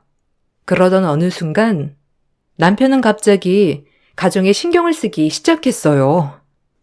당신 요즘 밖에 자주 나가는 것 같아. 집안일도 잘 안 하는 것 같고. 내가 무슨 집안일을 안 해요. 거기다가 집에 이제 당신이랑 나랑만 있는데 할 집안일이 뭐가 있다고 그래요? 저녁도 안 차리고 매번 약속이 있다며 나가버리잖아. 그건 가정주부인 당신이 해야 하는 일을 안 하는 거 아니야? 아니, 언제부터 저녁을 집에서 먹었다고? 그리고 저녁에 나가기 전에 챙겨 먹을 수 있는 건 다 해놓고 나가고 밥상만 차리면 되는데 뭐가 문제라는 거예요? 애들도 요즘 집에도 통 안 오고 당신이 작정해서 나 애들이랑 왕따 시킨 거 아니야? 왕따요? 당신이 자초한 건 아니고요? 갑자기 가정에 신경을 쓰는 남편의 태도에 어처구니가 없었습니다. 매번 저녁도 약속이 있다면서 홀로 먹어야 했던 날이 매일이었는데 어느 순간 저녁마다 집에 꼬박꼬박 들어오면서 오히려 약속이 있어 나가는 저를 보고 가정주부의 일을 안 한다며 타박하기 일쑤였죠. 아이들이 아빠가 필요한 시기에는 전혀 신경을 쓰지 않았다가 갑자기 가정에 신경을 쓰는 것이 어이없었지만 내가 잘 챙기지 못하는 부분이 하나라도 생기면 계속해서 지적을 하기 시작했습니다. 그러던 중 남편의 태도가 갑자기 바뀐 이유를 알게 되었죠. 우연히 남편 회사 직장 동료를 만나게 되면서 알게 되었어요. 안녕하세요. 고 부장님 아내분 되시죠? 저 부장님 직속 부하 직원입니다. 그때 한번 회사에서 뵀었는데. 아, 안녕하세요. 오랜만이네요. 아, 요즘 고 부장님 바쁘시죠? 아마 승진하면서 이것저것 챙겨야 할 게 많다 보니 많이 바쁘신 것 같더라고요. 그래도 회사에서 대우도 많이 좋아졌고, 고 부장님, 아니, 고 이사님, 점점 편해지실 겁니다. 네? 고이사요? 아직 이사님이 말씀 안 하셨나 보네요. 서프라이즈로 이야기하실 모양인데, 제가 먼저 말씀드렸나 봅니다. 이사님께는 비밀로 해주세요. 아, 네, 그럴게요. 알고 봤더니 남편은 승진을 하면서 고위 관리직까지 가게 되었다는 것이었습니다. 저는 이 사실을 전혀 모르고 있었죠. 그동안 남편이 저에게 속였던 것이 많을 것이라 생각이 들었던 저는 그동안 절대 들어가지 말라던 남편의 서재에 들어가게 되었습니다. 남편은 항상 서재에 들어가서 몇 시간을 있다가 나오곤 했죠. 거기다가 서재를 나오고 나서는 열쇠로 잠가버려서 청소를 할 때도 한 번도 들어가지 못했어요. 저는 그곳이 판도라의 상자라는 걸 알고 있었습니다. 그간 외면해 오던 현실을 이제는 마주할 때가 되었다고 생각을 했죠. 남편이 열쇠를 두었던 곳을 알고 있었기 때문에 이번에는 들어가 확인을 해보아야 할 것 같다고 생각이 들었습니다. 서재에 들어가 보니 깜짝 놀랄 만한 자료들이 많이 있었어요. 남편은 그동안 외도도 하고 있었고 몰래 자금을 뒤로 빼돌려 놓고 있었습니다. 거기다가 저와 다투면서 나눈 메시지들과 집안일이 잘 되어 있지 않았던 사진들을 모두 찍어놓고 있었어요. 그동안 남편은 이혼을 준비하고 있었고 자신에게 유책 사유를 묻기 전에 저의 유책 사유를 만들어 이혼을 청구하려고 했던 것이죠. 집으로 돌아온 남편에게는 아무렇지 않은 듯 행동을 했습니다. 웬일이야? 오늘은 집에 있네? 네, 오늘은 집에 있으려고요. 당신 오늘은 저녁 같이 할 거예요? 그래, 그럼. 그건 그렇고, 요즘 애들은 왜 이렇게 통 안 보이는 거야? 애들 요즘 취업 준비하느라고 바쁘잖아요. 큰애는 신입이라 일하느라 바쁘고요. 요즘 근데 당신 무슨 일 있어요? 일도 바쁜 것 같고. 일은 무슨? 부장이 하는 일이 거기서 거기지. 이번에 승진 시험도 봤다고 한 거 아니에요? 승진됐으면 어련히 당신한테 말하지 않았겠어? 안 되니까 따로 말 안 한 거잖아. 하여튼 눈치가 없어가지고. 남편은 저에게 이사가 되었다는 사실조차 숨기고 있었습니다. 남편의 그런 뻔뻔한 태도에 저는 정이 다 떨어졌다고 생각을 했죠. 마음으로는 이제는 그만해야 할 때가 되었다고 생각을 했지만 정신적인 충격은 상당했었는지 갑자기 몸살이 나게 되었습니다. 하루 종일 고열에 시달리며 누워있던 저의 상태도 아는지 모르는지 남편은 집에 서류를 놓고 왔다며 가져다 달라고 전화를 해오기도 했죠. 저는 몸이 좋지 않아 갈 수 없다고 얘기를 했습니다. 아침에 신발장에 서류 하나 놓고 왔는데 그것 좀 가져다 줘, 지금. 여보, 내가 몸이 좀 안 좋아서 갈 수가 없을 것 같아요. 그냥 다른 사람 시키거나 퀵 불러주면 보낼게요. 중요한 서류란 말이야. 그거 당장 안 가지고 오면 안 된다고. 아니, 집에만 있는 사람이 아프기는 뭐가 아프다는 거야? 그냥 택시 타고 왔다가 다시 가기만 하면 되니까 얼른 가지고 와줘. 도저히 집 밖으로 나갈 몸 상태가 아니라서 그러니까 당신이 와서 가지고 가요. 내가 가지러 갈 수 있었으면 전화도 안 하지 않겠어? 긴 말 하지 말고 가지고 와. 남편은 저의 상태를 전혀 알지 못했고 말을 해도 소용이 없었습니다.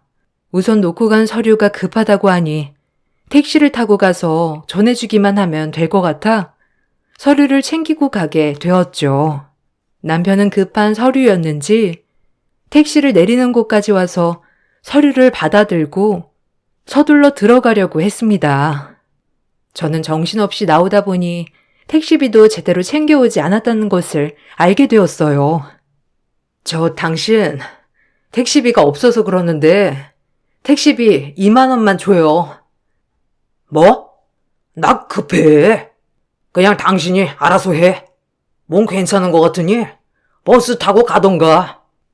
서류 챙기느라 아무것도 안 가지고 나와서 그래요. 몸도 안 좋고 택시비 2만 원만 줘요. 하다. 회사까지 와서 구걸이야? 어떻게 된 게 돈을 못 가지고 가서 안달이야? 이래서 뭘 시키면 안 된다니까? 에휴. 당신, 나 당신 서류 가져다 주려고 여기까지 아픈 몸 이끌고 왔는데 정말 너무하네. 나한테 돈이라도 맡겨놨어? 택시비는 무슨? 이거 줄 테니까 버스나 타고 가. 남편은 택시비 2만 원 대신에 2천 원을 저에게 던져주면서 회사로 들어가 버렸습니다. 바닥에 떨어진 2천 원을 주워들고서는 몸속에서 솟구치는 분노를 참을 수 없었습니다.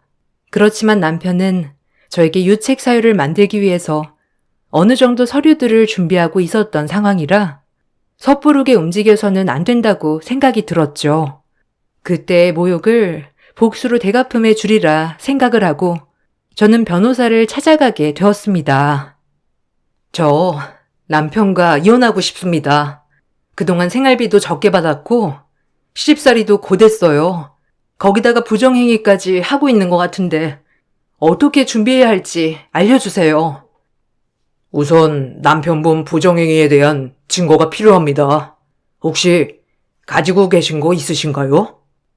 아니요. 다만 남편 차량 블랙박스 영상은 구할 수 있을 것 같아요. 네.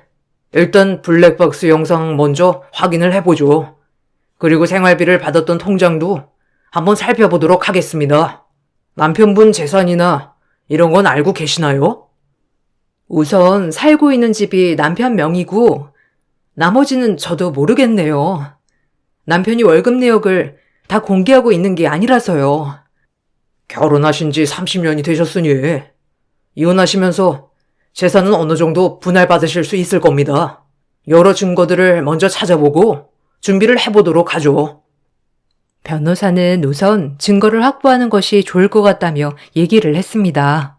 부정행위를 하는 것에 대한 증거 자료가 있다면 바로 이혼 청구를 할 수 있을 것이라고 말을 했죠. 그동안 받았던 생활비 내역을 보기 위해서 통장 내역을 살펴보던 중 이상한 거래 내역이 있어 확인을 해보게 되었습니다. 입출금 내역을 따로 확인하지 않았던 저는 통장에서 일정한 주기로 돈이 입금되었다가 인출이 되었다는 것을 발견하게 되었죠. 입금자명을 살펴보니 전 임직원이었습니다. 그런데 계좌를 찾아서 보니 회사 통장 계좌와 비슷하더라고요. 입금자명으로 있는 전 임직원은 남편이 승진하기 전에 직원으로 있었던 사람이었는데 갑자기 다른 지역으로 전출을 하게 되면서 남편이 승진해 이사가 되게 되었던 것입니다. 남편의 승진 과정에서 뭔가 있을 수 있겠다 생각을 한 저는 이 내역을 모두 뽑아들고 남편의 회사로 보내게 되었습니다. 이 직원과 연결을 해달라는 연락을 남기게 되었어요. 얼마 후 회사 인사팀에서는 문서를 전 임직원에게 보내왔고 그 사람은 저를 찾아왔죠. 안녕하세요. 저 고 부장님 부하 직원이었던 사람입니다. 인사팀이 갑자기 복귀 서류를 보내와서 물어보니 전출 과정에서 문제가 있었다고 하더라고요. 여차저차 물어보다 사모님께서 서류를 보내셨다는 걸 알고 이렇게 찾아오게 되었습니다. 아, 남편은 알고 있나요? 아닙니다. 지금 조사 중에 있다고 하더라고요. 아직 밝혀진 게 없어서 고 부장님, 고 이사님은 아직 모르실 겁니다. 전출 과정에서 제가 보낸 서류가 문제가 되었던 모양이네요. 네. 사실 이런 말씀 드려도 될까 모르겠지만 이사님께서 회사 직원과 만나고 계셨습니다.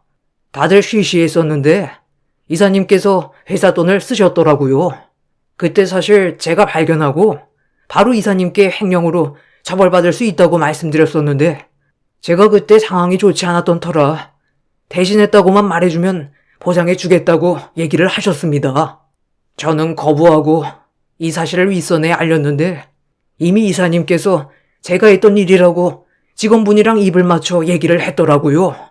다른 직원들이 그런 거 아니라고 해명을 했지만 뭐 제대로 해결은 안 되었고 전출로 마무리되었던 사건이었습니다.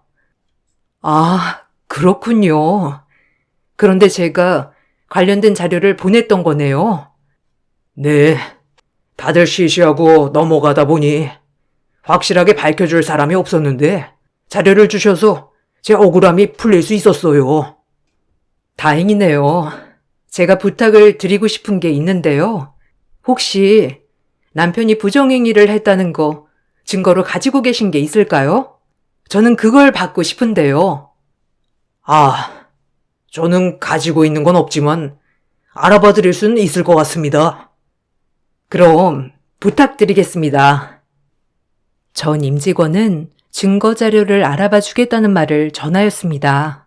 그렇게 저는 천천히 남편과의 헤어짐을 준비하였어요. 미리 아이들에게 얘기를 하니 이미 아빠는 자신들에게 중요하지 않다는 말을 하더군요. 씁쓸하기도 했지만 지금이라도 내 삶을 찾아야 되겠다 생각을 했죠. 회사에서는 남편의 횡령 사건을 재조사를 진행하였습니다. 그와 동시에 저는 남편에게 이혼을 청구하였죠. 남편은 제가 이혼 청구를 했다는 사실에 크게 분노하였어요. 당신 지금 뭐 하자는 거야? 요즘 안 그래도 회사에서도 힘든데 당신까지 이렇게 스트레스를 줘야 되겠어? 스트레스? 당신이 나한테 준 스트레스에 비하면 세 발의 피야. 어디서 스트레스를 얘기해? 뭐? 당신 지금 제정신이야? 자꾸 이렇게 하면 생활비 한 푼도 못 줘. 그깟 콕딱지만한 생활비 안 준다고 내가 겁먹을 것 같아? 당신 외도하는 거 다 알고 있어. 그래서 뭐 어쩌라고? 이미 우리 사이에 애정이라는 게 있었나? 겨우 부모라는 명목하에 살고 있었는데 그게 유책 사유가 될 거라 생각해? 당신이 준비한 만큼 나도 준비했어. 이거 왜 이래? 소송하면 어차피 진흙탕 싸움이야. 힘 빼지 말고 소송 취하해. 내가 왜? 변호사는 내가 질 확률이 없다는데? 당신이랑 이참에 이혼하고 나 새로운 삶 찾을 거야. 할 줄 아는 것도 없는 사람이 무슨 새로운 삶이라는 거야? 그냥 얌전히 내 와이프란 이름만 달고 살면 생활비 주겠다잖아. 코딱지만한 생활비 너나 가져. 어디서 뻔뻔하게 생활비를 노네? 생활비는 됐고 위자료나 준비해. 뭐? 위자료? 당신 진짜 돌았어? 그래, 돌았다. 당신 위자료랑 상간녀 위자료랑 같이 받으면 꽤 쏠쏠하겠네. 거기다가 몰래 재산 빼돌렸던 것도 나누면 쏠쏠할 거고. 몸 아파 택시비 달란 나한테 2,000원 날렸지? 난 2천만 원 위자료 청구서 날릴 테니까 잘 받아. 남편은 뻔뻔하게도 이혼 청구를 취하하라며 협박을 해왔습니다. 지금 주고 있는 생활비도 주지 않겠다면서 얘기를 했지만 사실 남편의 말에 그깟 생활비 몇 푼이나 한다고 저렇게 유세인가 싶었네요. 나이는 있지만 지금이라도 열심히 산다면 내 앞길 먹고 사는 데에는 크게 문제 없겠다는 생각이 들었어요.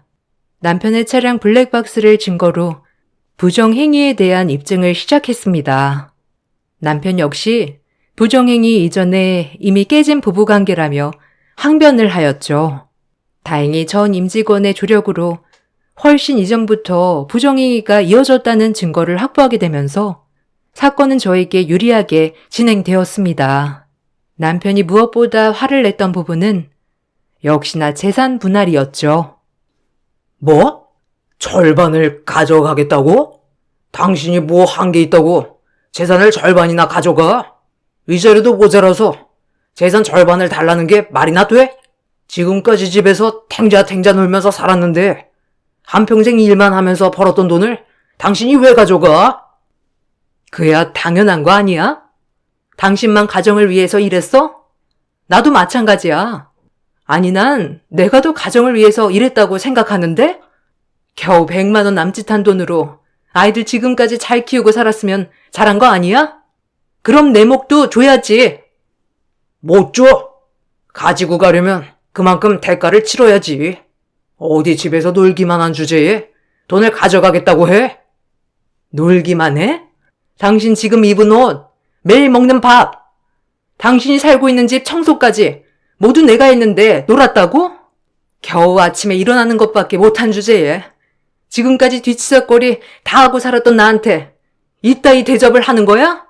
당신 아무리 못났다고 해도 이렇게 못난 줄 몰랐네. 염치라는 게 있으면 지금까지 누리고 살았던 거 감사하게 생각해야지. 하긴 염치가 없으니까 남들한테 지 잘못 뒤집어 씌웠겠지. 뭐? 당신 뭐라고 그랬어? 당신 직원 말이야. 당신이 딴 여자 만나면서 회사 돈 횡령한 거 누가 말했을 거라고 생각해? 그 직원 억울하게 자천되었더라? 그거 잘도 숨겨서 사람 억울하게 만들었던데? 이 사람이 진짜? 역시 당신이 내 뒤통수 칠 줄 알았어. 뒤통수? 웃기지 마. 난 뒷뿐만 아니라 앞도 다 칠 거니까 두고 봐. 그동안 편했지? 당신 손안에 있다고 얼마나 무시했어. 네 잘난 능력 너 혼자서 다 해낸 거라 생각해? 웃기지 마. 넌 내가 없으면 별 볼 일 없는 쓰레기일 뿐이야. 전 남편의 몰락을 위해 냉정하게 이혼을 진행했습니다. 남편은 절대로 저에게 재산을 나눠줄 수 없다고 항변을 했지만 그동안 아이들을 홀로 키우면서 생활에 기여했다는 점이 인정을 받게 되면서 남편의 재산을 반으로 나누어 가질 수 있었습니다. 멍청하게도 남편은 판결을 받는 그 순간에도 외도를 인정했고 위자료까지 수월하게 받을 수 있었죠. 재산 분할 소식이 시모의 귀에 들어갔는지 바로 저에게 연락이 오기도 했습니다. 예, 어미야. 우리 큰애랑 다시 한번 만나보면 안 되겠니? 애가 자기 잘못 반성하고 있단다. 그럴 생각 없습니다. 아니, 사람이 살다 보면 이런저런 실수도 할 수 있는 거지. 어미 너는 실수 한번 안 하고 사냐? 그게 실수라면 저는 평생 실수 한번 안 할 것 같네요. 참, 너 잘났다, 정말. 이래서 큰애가 그런 생각을 했던 거야. 안 사람이 이렇게 깐깐하고 냉정하니. 무슨 재미로 결혼 생활을 했겠니?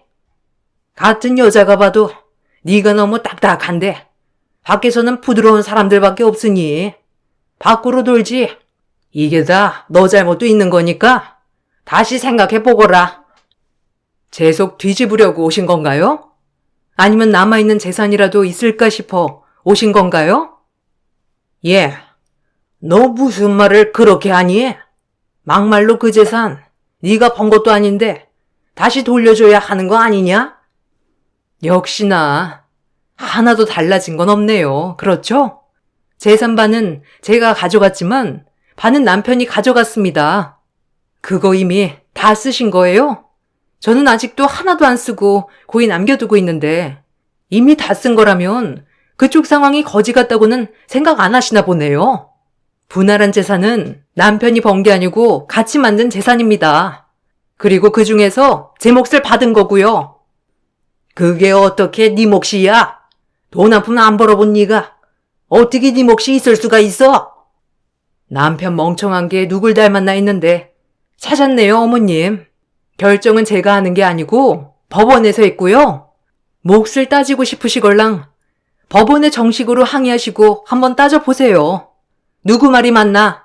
그리고 이런 일로 연락하지 마세요. 이제는 남남이니까요, 아주머니.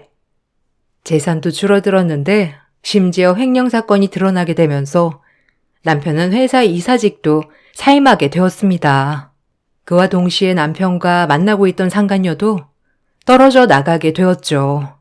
변변치 않은 상황에 시댁 식구들은 남편이 이혼하고 회사를 그만두고 난 후에도 경제적으로 의존을 했고 남편의 쓸데없는 호의는 계속되었나 보더라고요. 그렇게 몇 달이 흐르고 남편은 꾀재재한 몰골로 저를 찾아왔습니다. 여보, 나 밥 좀 주라. 며칠 동안 도시락만 사 먹었더니 속이 부대껴서 미치겠어. 당신이 해준 된장찌개 생각이 나서 염치 불구하고 왔어. 제발 밥 조금만 먹게 해줘. 진짜 멍청해도 이렇게 멍청할 수가? 된장찌개 하나 못해? 지금까지 뭐하고 살았어? 나이 50 먹고 밥도 하나 혼자서 못 차려 먹는 거야? 여보, 내가 잘못했어. 회사도 그만두게 되고 이리저리 알아보곤 있는데 일 구하기가 쉽지 않더라고. 다 내가 잘못했으니 용서해줘. 우리 집 다 망해서 재산들도 다 처분했어. 나 이제 갈 곳도 없고 가지고 있는 것도 없어. 왜? 일 안 하고 집에 있는 게 놀고 먹는 거라며. 나가서 자기만큼 벌어오라며. 어쩌지? 나 지금 일하러 가야 되거든. 된장찌개 먹고 싶거든. 그쪽이 만나던 상간녀한테나 가서 해달라고 해. 어디서 밥 타령이야? 그럼 밥 좀 사 먹게 2만 원만 빌려줘. 2만 원? 2만 원이나 쓰려고? 당신 수준에는 2천 원짜리가 딱이야. 몸이 아파 택시비로 2만 원을 달라고 했던 저에게 회사까지 찾아와 구걸이나 하냐며 2천 원을 던져주었던 남편은 1년도 안 돼서 저에게 2만 원만 빌려달라는 신세가 되었습니다. 그 꼴을 보고 있자니 그때 당시 제가 얼마나 불쌍하던지요. 2천 원을 던져주고 남편을 보내고 난 후 저는 내 남은 인생 나를 위해 살기로 결심했습니다. 누군가는 매일 찾아와 비는 남편을 보며 이제는 용서해주고 살만하지 않냐며 얘기를 하더라고요. 그렇지만 30년 동안 살아온 세월을 뒤돌아봤을 때 그 상처를 지울 수는 없다 생각하고 있습니다. 제가 잘못 생각하고 있는 걸까요? 여러분들의 의견이 궁금하네요. 내 삶의 주인공은 바로 자기 자신이라고 하죠. 이제 주인공의 자리를 찾은 것 같아 행복하게 지내려고 노력하고 있습니다. 여러분들도 앞으로의 삶이 행복하시길 바라겠습니다. 감사합니다.